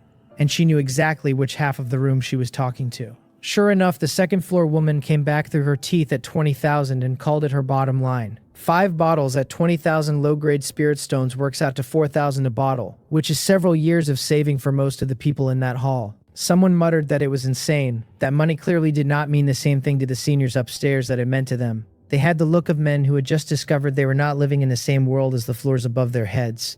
Marshall Aunt Yu's lips curled, and she turned her smile up toward the third floor and asked for more. The male voice answered before she could even start her pitch, and this time the calm had a hairline crack running through the tail of it. 20,500. Her eyes lit, her smile went brilliant, and her voice climbed a note without her meaning it to as she called the bid and warned the room that she would begin counting. I called 25,000. Marshall Aunt Yu's face stiffened for the first time all evening, and this is a woman who has hosted more auctions than I have had hot meals. The hall below turned as one body and looked up toward the sound. Behind the gauze curtains on the second floor, the third and even the fourth, attention swung over and settled on us. The jump from 20,500 to 25,000 was nearly 5,000 in a single breath, wide enough that half the room believed it had misheard. Inside our private room, Jin Namwol and Lim Yong were staring at me as though I had grown a second head. For 5 bottles of top-grade yellow dragon pill, anything past 20,000 was already a bad trade, and neither of them had expected me to save my move for the very end. Jin Namwol's face changed and she hissed at me under her breath, asking whether I had lost my mind. The third-floor VIP had plainly been scraping his ceiling at 20,500, and 21,000 would have taken it clean. Lim Yong looked at me with guilt written all over her. It was her fault for not knowing how to refine top-grade yellow dragon pill, she said, or I would never have spent so much. I waved a happy hand and told senior sister Jin that 25,000 was not expensive at all, that it was very much worth it. I had a rebate card burning a hole in my panel and exactly one transaction to spend it on, so the less I spent, the less would come back. I was holding a little over 25,000 low-grade spirit stones, so naturally all of it went out the door at once. That is not recklessness, that is maximizing. Lim Yang's line was the one that actually landed on me. It had genuinely not occurred to me that a woman would sit there feeling responsible for the price of my medicine because her alchemy had not caught up to it yet. I reached over and rubbed her head before I thought better of it, and told her gently that I would be counting on senior sister Lim for my yellow dragon pills from here on. It was the least dishonest thing I said all evening. The touch went straight through her. It took Lim Yong a full breath to come back to herself, and then her slender shoulders trembled and the red climbed her skin fast enough to watch it happen. She dropped her chin almost to her chest and pushed out a sound of agreement so small it barely counted as a sound at all. Jin Namwol sat beside us with her eyes wide, looking at my hand resting on Lim Yong's head, then at Lim Yong herself, flushed and docile as a cat that had just been petted. She complained that the two of us might at least consider the occasion. The trouble with an auction house is that the ears inside it are very good. Most of the cultivators on the upper floors were at foundation establishment, and even the chi refining ones were late stage or peak, with plenty of strength scattered through the first floor lobby besides. They had already been close to collapse when they heard me call 25,000 low-grade spirit stones not expensive, because that is 25,000, not 250. Hearing me follow it up by flirting was apparently the last straw. As far as I could read it off their faces, the general opinion was that if we were going to be that shameless, we could at least set up a sound insulation array first. In the 9th private room on the 3rd floor, a young man and a teenager sat straight backed against the railing. He stared at the box I was sitting in, grinding his teeth, and demanded to know who was doing the bidding, and whether 25,000 for 5 bottles meant the man was simply an idiot. The young man beside him frowned slightly and sipped his tea. He answered slowly that the Jiamhung sword sect is a top sect in Jin province, full of buried talent and alarming backgrounds, and that the bidder was probably some great family's direct descendant. The teenager clenched his fists and asked his cousin what he was supposed to do now. He had entered the sect this year, and he had planned to ride those pills to a mid-stage chi refining breakthrough inside 5 months, finish the assessment, and walk straight into the inner sect. Finishing that fast would have made a sect elder's favor very likely, which is about as good a starting point as a boy can ask for. Now all of it was gone. The young man glanced at him with a calm that carried real weight. The Jiamhung sword sect is not family territory, he said, so the Intimidation Act should stay at home, and provoking the wrong person here would put him past the family's reach. The teenager's face ran from green to white, while unwillingness and defiance sat plain in his eyes, and under that silent gaze, he finally lowered his head and said he understood. His cousin sat with it a moment, sighed softly, and let his tone come down a little. He would look into the bidder's background once they were back at the sect. He had heard the voice of the Jin family's youngest daughter inside that box, and if it came to it, they could give the Jin family some face and ask her to make an introduction. If the man would part with 1 bottle, they would simply pay a premium. 1 bottle of top-grade yellow dragon pill is enough to carry a boy to a breakthrough inside a year. The teenager brightened at once and thanked him, already planning to walk over when the auction ended. On the platform, Martial Aunt Yu's smile had not moved a hair. She had watched cultivators flirt in her auction house before, and after all the scenes she has hosted, a little hand-holding was never going to disturb her. What did interest her was the young cultivator who had made the bid, because she had no memory of him whatsoever. As the daughter of an elder of the sect's external affairs hall, she knows nearly every disciple with a background worth knowing. Searching for this one, she came up with a blank page. The Jiamhung sword sect has more disciples than anyone can count, with talent buried in every corner, and an unfamiliar face surfacing now and then is entirely normal. She laughed lightly, announced 25,000 low-grade spirit stones from the 15th guest on the 2nd floor, asked once more for a higher bid, and started her countdown. Her gaze swept the venue, paused a moment, and her red lips parted for 2, and then for 1. She congratulated the 15th guest on the 2nd floor on winning 5 bottles of top-grade yellow dragon pill, and declared the transaction complete. Nothing about her face registered surprise, because 25,000 was already a wild premium against her own expectations, and she had privately hoped the lot might reach 20. Inside the box, my mouth curled and I let out a slow breath, because it had worked. Then I felt the attention arriving. Curiosity, probing, envy, and somewhere back in the dark a thread of greed, all of it aimed at our gauze curtain. My stomach sank a little at that, because this had been too loud. Every transaction before tonight had been a few hundred or a few thousand spirit stones done across a market counter where nobody looks up twice. The seats around me held scions of great families and the sex-owned prodigies, and dropping 25,000 low-grade spirit stones on pills in front of that crowd would never pass unnoticed. I had meant to go home for the new year, and now that trip was getting postponed.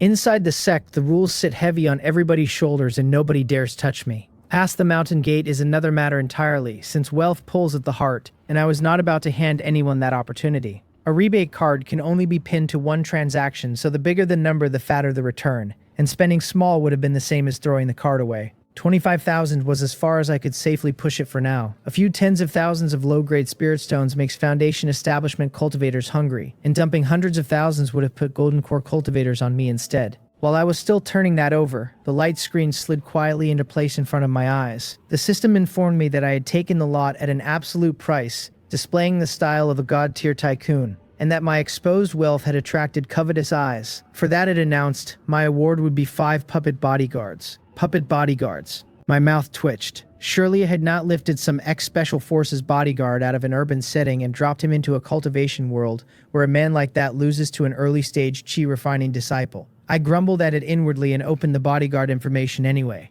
5 phantom figures came up on the panel, middle-aged men with black hair, ordinary faces and stiff expressions, like 5 stone statues with the souls left out of them. I opened the captain first, and found him listed as Wang 1, Puppet Bodyguard Captain, Realm Peak Golden Core. His luck entries were Fire Controller at medium grade, and Prairie Fire Spark at low grade. His skills ran to the Great Sun Metal Melting Cannon, the Flame Heart Art, the Great Sun Divine Palm, all at maximum level. Underneath sat a note explaining that puppet bodyguards have no humanity and no independent will, and that they prioritize the host's will above everything. It also asked me politely not to use them for illegal or undisciplined activity. A second note added that puppet bodyguard skills cannot be taught. I rubbed my eyes hard and stared at those lines until my scalp prickled, and something hoarse came out of my throat that I will not repeat in polite company. Peak Golden Core. In all of Jin Province, only the 6 top sex keep nascent soul cultivators overseeing them. And even the Golden Core clans do not all have an old ancestor standing at peak Golden Core. On the strength of that one puppet bodyguard alone, calling myself a son of a Golden Core clan would not even be bragging. Short of a nascent soul cultivator walking through the door, that captain is effectively unbeatable. And that was not the frightening part. The frightening part was the 2 luck entries, because I carry one myself, Sword Skill Apprentice, so I know exactly what they are worth. Fire Controller at medium grade meant deep experience in controlling flame, and a 50% increase to the power of fire-type spells. Prairie Fire Spark at low grade said a single spark carries the ambition to set the whole prairie burning. It gave another 10% and let his spells burn away part of an opponent's spiritual chi. 50 and 10 stack into a flat 60% on every fire-type spell he throws, which is very close to lifting the entire grade of his casting up one step. Then I went back down his skill bar with my eyes widening the further I read. The Great Sun Metal Melting Cannon was an Earth Rank Medium Grade cultivation technique, and the Flame Heart Art an Earth Rank Low Grade 1. The Great Sun Metal Melting Finger and the Great Sun Divine Palm were both Earth Rank Medium Grade spells. My head was buzzing, because that panel was simply too luxurious to be real. With that configuration, I suspected Wang Wan could go toe-to-toe with an early-stage Nascent Soul Cultivator, and that even in defeat he could drag the fight out for a very long while. Then my eyes went green over the skills themselves. Leaking a single one of those Earth Rank techniques to me would change my life. And the note said flatly that puppet skills cannot be taught. Scam of a system. The other note was even funnier, since this is not an urban setting and it was warning me about breaking the law. Might makes right out here, and that line had clearly been copied straight off some urban template without anyone bothering to read it first. Lim Young's voice pulled me out of a head full of Earth Rank techniques and peak Golden Core, asking whether I was alright. I came back to find her watching me with worry, and Jin Namwol tilting her head with a thread of nervousness she probably believed was hidden. I crushed the excitement flat, chuckled, and told them it was nothing, only that I had thought of something interesting. Lim Yong breathed out and said that was good. Jin Namwol crossed her arms and told me flatly that I was too jumpy. Anyone who did not know better would think something had happened to me, she said, and I had made Yong Yong worry for nothing. I smiled, reached over and stroked Lim Young's head again with my palm settling into that soft hair, and apologized for worrying senior sister Lim. The color that had just drained out of her cheeks came flooding straight back into them. Jin Namwol's mouth twitched, and she turned her face away with no expression on it at all, which I understood to mean out of sight, out of mind. Lim Young's expression had gone dazed by then, her brain more or less reduced to porridge, and Jin Namwol could not take it any longer and told me crossly to stop bullying Young Young. I glanced at Lim Young sitting there stunned and withdrew my hand, a little embarrassed, since doing that in public was genuinely too much for her. Once my hand was gone, Jin Namwol softened and asked, with some curiosity, what interesting thing I had thought of. I told her that with this batch of pills my cultivation speed would climb a great deal, and that I might place well in next year's assessment. She nodded and then added, quite naturally, that if I ever had questions about cultivation I could come and ask her. Beside me, Lim Young lifted her head, something flickering behind her eyes, and pressed her red lips together, because as far as she understood her good friend, this was not Namwol's personality at all. Namwol had never once had the patience to teach anybody, least of all a man. Jin Namwol felt both our stares and explained quickly. Since Young Young and I were on such good terms, helping me was only natural for Young Young's good sister. She would rather I did not end up too weak to protect Young Young. I said that was settled then, and that the first problem I ran into would bring me straight to senior sister Jin. A legitimate excuse to spend more time in her company is exactly what my favorability numbers eat for breakfast. She still had an 80-point reward and a 100-point reward waiting for me to claim. The auction rolled on. After the Yellow Dragon pills, the next several lots fell flat, mostly rank 1 Monster Beast materials, ordinary spirit medicine, and yellow rank cultivation techniques and spells. Nobody in the upper boxes bothered to bid on any of it. though the loose cultivators and small clan disciples in the hall went at each other over every single lot. I watched long enough to confirm there was nothing I needed and put my attention back on the panel, since I had only read Wang 1 and still had 4 members waiting. The 4 members were Wang 2, Wang 3, Wang 4, and Wang 5. Wang 2 and Wang 3 stood at late-stage golden core, while Wang 4 and Wang 5 were mid-stage. Wang 2 cultivated water, Wang 3 cultivated earth, Wang 4 cultivated metal. And with Captain Wang 1's fire on top of them, the 5 elements assembled perfectly. Their luck entries came in a step under his. A medium-grade entry matched to the Tao for Wang 2 and Wang 3. A low-grade one each for Wang 4 and Wang 5. Their techniques and spells ran Earth Rank Medium Grade and Earth Rank Low Grade, all at maximum level, which means even the ordinary members outclass real Golden Core cultivators of the same standing. I read the notes through twice more looking for a crack in the wording, and finally gave up. The stupid system has its shrewd moments, and it was not letting me fleece a single thread of wool. Still, with 5 Golden Core puppets standing behind me, my whole posture toward this world changed inside a minute. What is a few tens of thousands of spirit stones? I can afford to be loud now. Even if I dropped hundreds of thousands at once, any Golden Core cultivator who got greedy would simply be delivering himself to my door as a package. As for Nascent Soul cultivators, the big names at that level do not lower their eyes for pocket change. The Jiumhong Sword Sect funnels its high-level resources to the Nascent Soul old ancestors anyway, so what would they be short of? I leaned back, picked up my teacup and drank, feeling safer than I have felt in this life or the last one. Nothing under this roof is closed to me so long as I never move against the Jiumhong Sword Sect itself. I talked with Jin Namwol and Lim Yang, watched the bidding turn vicious below us, and before long somebody knocked gently at the door of our box. Jin Namwol raised an eyebrow, leaned back against her chair and said the pills must have arrived, then tipped her head at me with a tease sitting bright in her eyes. Did I have enough spirit stones on hand, she wanted to know, since it would be a shame to bid on something and then find myself unable to pay for it. I smiled back and said that if it came up short, I would have to trouble senior sister Jin for a loan, and that leaning on her carried no shame for me at all. She choked on that, pressed her lips together, told me I was truly thick-skinned, and called for whoever it was to come in. A maid came in first, bowed and told the 3 distinguished guests that the top-grade yellow dragon pills we had bid on had arrived and that the transaction could be completed. Behind her walked an old man with white hair, in a white robe trimmed with gold, thin-faced and thoroughly settled in himself. His gaze crossed the 3 of us, landed on Jin Namwol, and warmed into a kind smile as he asked whether the 7th young miss of the Jin family was the buyer. She stood and bowed in a manner neither servile nor proud, and greeted him as junior martial uncle. The pills had not been bought by her junior brother Ryuk Yang.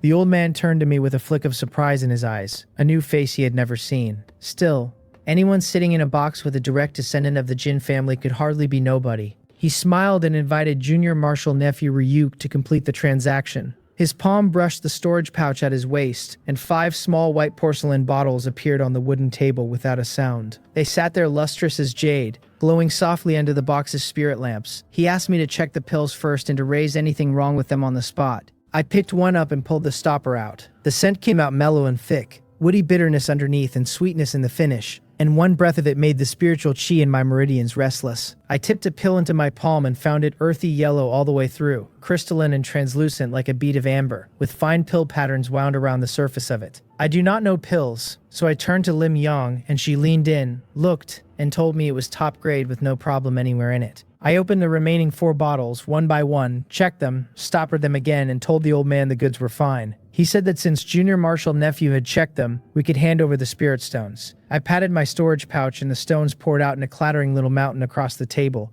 glittering under the lamps. He was a Foundation Establishment cultivator with a divine sense he could project, so one light sweep finished the count. Something surprised flickered through his eyes, but his voice stayed level as he confirmed 25,000 low-grade spirit stones. Not one more or fewer. He had expected the Jin family young miss to cover part of it. Instead, a young man he did not know produced the whole sum in one motion, calm and unhurried, with obviously more still in the pouch. He went hunting through his memory for a powerful noble family surnamed Ryuk, and came up with nothing at all. He said nothing about any of it, swept his long sleeve and took the stones off the table while I put the 5 bottles away. Then he smiled kindly, told Junior Marshal Nephew Ryuk that the transaction was complete, and said this old one would take his leave. Jin Namwal sat back down and told me casually that he was San Sujong, a senior intersect deacon of the External Affairs Hall. His talent had been quite good in his day, she said, but he ran into a demonic path cultivator while out gaining experience, and had his foundation damaged. and without that he would have had a real hope of golden core. Lim Young and I both went quiet for a moment, because that amiable old man had once been on his way to golden core. She sighed softly and said,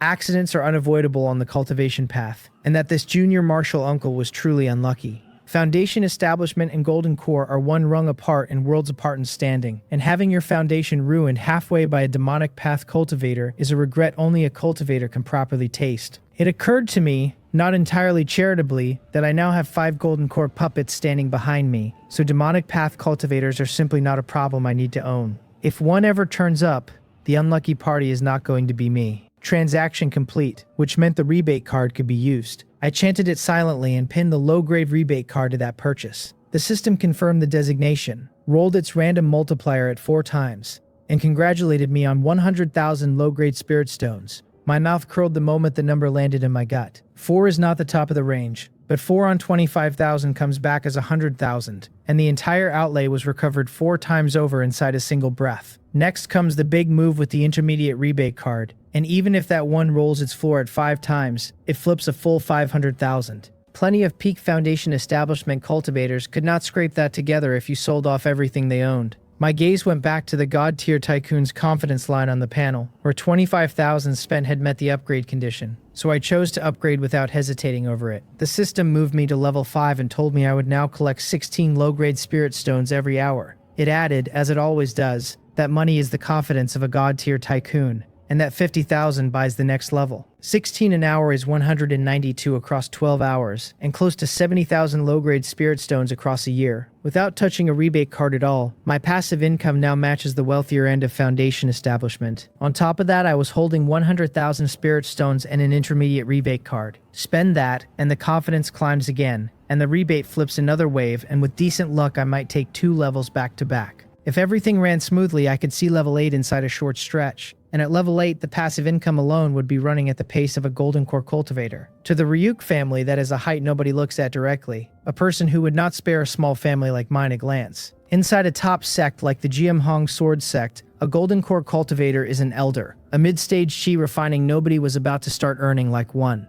And if I said that out loud, nobody alive would believe a word of it. I lay back against the chair and did arithmetic about my own future, and the more of it I did, the better I felt, until my mouth was curling without permission. A dozen more lots went past on the stage, mostly materials from first-rank monster beasts or herbs, rarer and better than what the markets carry, and all of it useless to me. The best of the run was a high-grade yellow-rank cultivation technique. The hall below argued itself red over that one, and several foundation establishment loose cultivators pushed their bids up with their teeth clenched and their voices nearly splitting. The boxes upstairs stayed as still as dead water and did not bother. For the Jiamhong Sword Sect, that technique is an introductory manual, and the other powers, weaker as they are not short of that tier either. After it sold, with the room noticeably cooled, Martial Aunt Yu turned her gaze and let a charming smile pull at the corner of her mouth, and said the next lot was quite good. Every slouched figure in the upper boxes straightened without appearing to move, because anything that woman calls quite good is not going to be ordinary. She turned her hand over and a snow-white sash lay across her palm.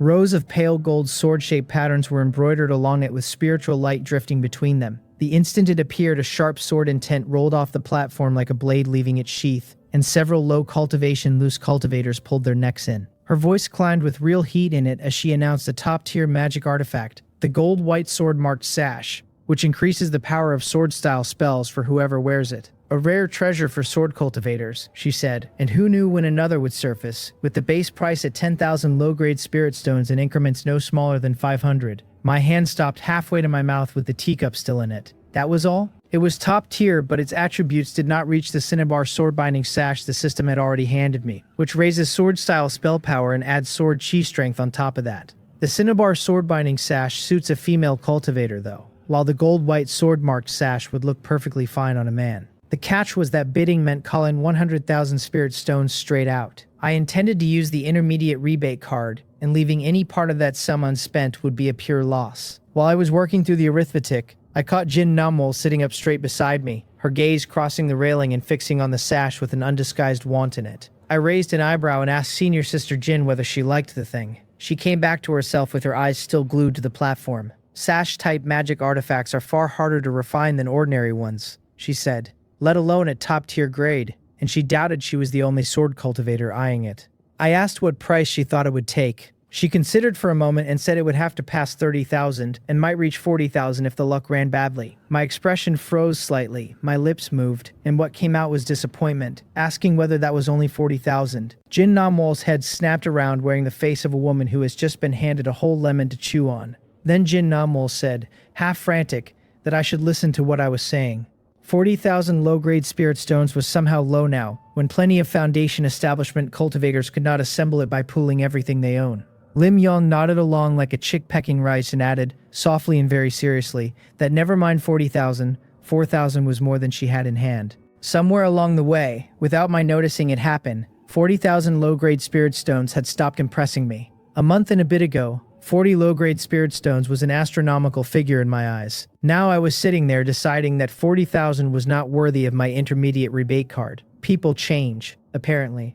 I sighed inwardly, smiled to settle them both down, and said I had been mistaken and had expected a top-tier magic artifact to fetch more than that. Jin Namwal changed the subject immediately and asked, with something searching in her look, whether I truly had no interest at all in this top-tier magic artifact. Telling the truth, that it was cheap and I did not think much of it, would have broken senior sister Jin on the spot. So I hesitated, gave a dry laugh, and said I was not particularly interested. She pressed her red lips together at that, and her expression turned conflicted, and a faint rare flush came up on her cheeks while she stole glances at me sideways. Senior sister Jin is gallant and high-spirited by default, and I had never once seen her do anything maidenly, so whatever she was planning had my full attention. She would not be falling for me, would she? That is not vanity talking, given where my charm value currently sits. But I happen to have my own way of checking things like this. I looked at her favorability and got my answer immediately, and it was a disappointing one. 60 points, not a flicker of movement, which meant she had not fallen for anybody. Lim Yong has been sisters with Jin Namwal for years, and reads her moods better than anyone alive, so one glance told her most of the story. She reached over, took Jin Namwal's hand gently, and asked whether there was something she wanted to say to junior brother Ryuk. She glanced at me and gave a small nod. Seeing her that embarrassed made me curious rather than anything else, and I told senior sister Jin to simply say it, since there is no need for that kind of politeness between us. She was quiet a moment, and then said in a lower voice than usual, with no confidence in it at all, that she only had a little over 30,000 low-grade spirit stones on her. If the bidding climbed past that and she came up short, she asked, could junior brother Ryuk lend her some? After the new year, once her family sent resources over, the loan would come back to me with interest. The moment the words were out, she looked ready to dig a hole in the floor and climb into it. Not long ago, she had been teasing me about not having enough money, and now the person who did not have enough money was her. My first reaction to Jin Namwal's request was to agree, because a favorability opportunity delivered to my door is not something a sane man turns away. The word was already at my lips when something occurred to me and I swallowed it whole. This was the opening to hand over the cinnabar sword-binding sash. She was sitting there aching for a top-tier sash-type magic artifact, and I happened to be carrying one a clear cut above the gold-white sword-marked sash on the stage. Just picturing what her favorability would do made my pulse pick up a step. Jin Namwal watched my expression shift and the light move behind my eyes, with no idea what I was calculating, and her heart dropped. She added quickly that if it was inconvenient, then forget it. She genuinely believed I was a good person who took care of Yang Yang in every way, right down to giving her a beauty-preserving pill that money simply cannot buy. She wanted that sash badly, but never badly enough to let a handful of spirit stones open a crack between us. Beside her, Lim Young's red lips moved, wanting instinctively to say something that would pull her friend out of the awkwardness. She swallowed it as well, since she did not want to put me in a difficult position. For a moment, the air in the box went quiet, the bidding on the stage arriving from very far away, and that small space felt unusually silent. I looked at Jin Namwal with a smile sitting in my eyes. It was not inconvenient at all, I said slowly, only that the sash on the stage was not particularly suitable for senior sister Jin. She stared, then rolled her eyes with mock anger in them and asked whether I was saying she did not deserve a top-tier magic artifact. I shook my head with my mouth curving deeper, asked how that could possibly be, brushed my fingers lightly over my storage pouch, and suggested this one instead. A violent red bloomed in my hand. The cinnabar sword-binding sash lay across my palm, and the spirit stone lamps around us seemed to dim by a shade. Spiritual light moved over its surface in water ripples, vivid and somehow noble at the same time, like a sunset that had been persuaded to hold still, or a streak of flame wearing its manners. Lim Young murmured that it was beautiful. Jin Namwal's breathing caught in her throat and stayed there. Her eyes locked onto the red sash with her pupils slightly wide and the flowing spiritual light reflected somewhere deep inside them. It took her several full breaths before she said, "Lo, that this one was also a top-tier magic artifact, with a tremor in her voice she could not hold down. Its red surface ran like flowing cinnabar, every inch of it carrying sharpness and luxury in the same breath. And where the gold-white one was keen and cold, this one was flamboyant and effortlessly exquisite. For a female cultivator, appearance is a real criterion when choosing a magic artifact, and not even a direct descendant of the Jin family is an exception to that rule. Beside her, Lim Young was more shocked still, and had no words left in her at all, her soft almond-shaped eyes widening slightly. When I had lent her the purple cloud pill-nurturing robe, she had taken it as a unique honor. Now I had produced a second top-tier magic artifact out of nowhere, and a sash at that, the rarest type there is. She lowered her eyelids until her lashes threw a shallow shadow beneath her eyes, and asked herself again what exactly junior brother Rook's background was. In her accounting, I was handsome, ethereal, gentle by nature, of unfathomable background, and ridiculously open-handed. There must be countless female cultivators who like a male cultivator built that way. And what was she? An ordinary alchemist from an unremarkable family whose aptitude was not top tier, and the inferiority coiled in her chest tightened like vine until her palms went cold. I did not notice any of that, because my attention was entirely on Jin Namwol. I held the cinnabar sword-binding sash out to her in the tone of a man handing over a wildflower picked off the roadside. It raises the power of sword Dao spells and amplifies sword chi besides, I told her. She stared at the red sash in front of her and swallowed hard. Then, the composure of a direct descendant of the Jin family reasserted itself. Since she already owns 2 top-tier magic artifacts, she took a breath and asked quickly whether I was selling it and what my price would be. Her voice came fast and urgent, as though she thought I might change my mind halfway. I waved a hand and said lightly that the thing was too girlish for me and did not suit me at all, so I would simply give it to her. Her expression froze solid on her face. Her lips moved without producing a single word. Given to her. A top-tier magic artifact, in a rare sash type 1, handed over exactly like that. Lim Young lowered her head and her fingers twisted the fabric of her sleeve, without her noticing them do it.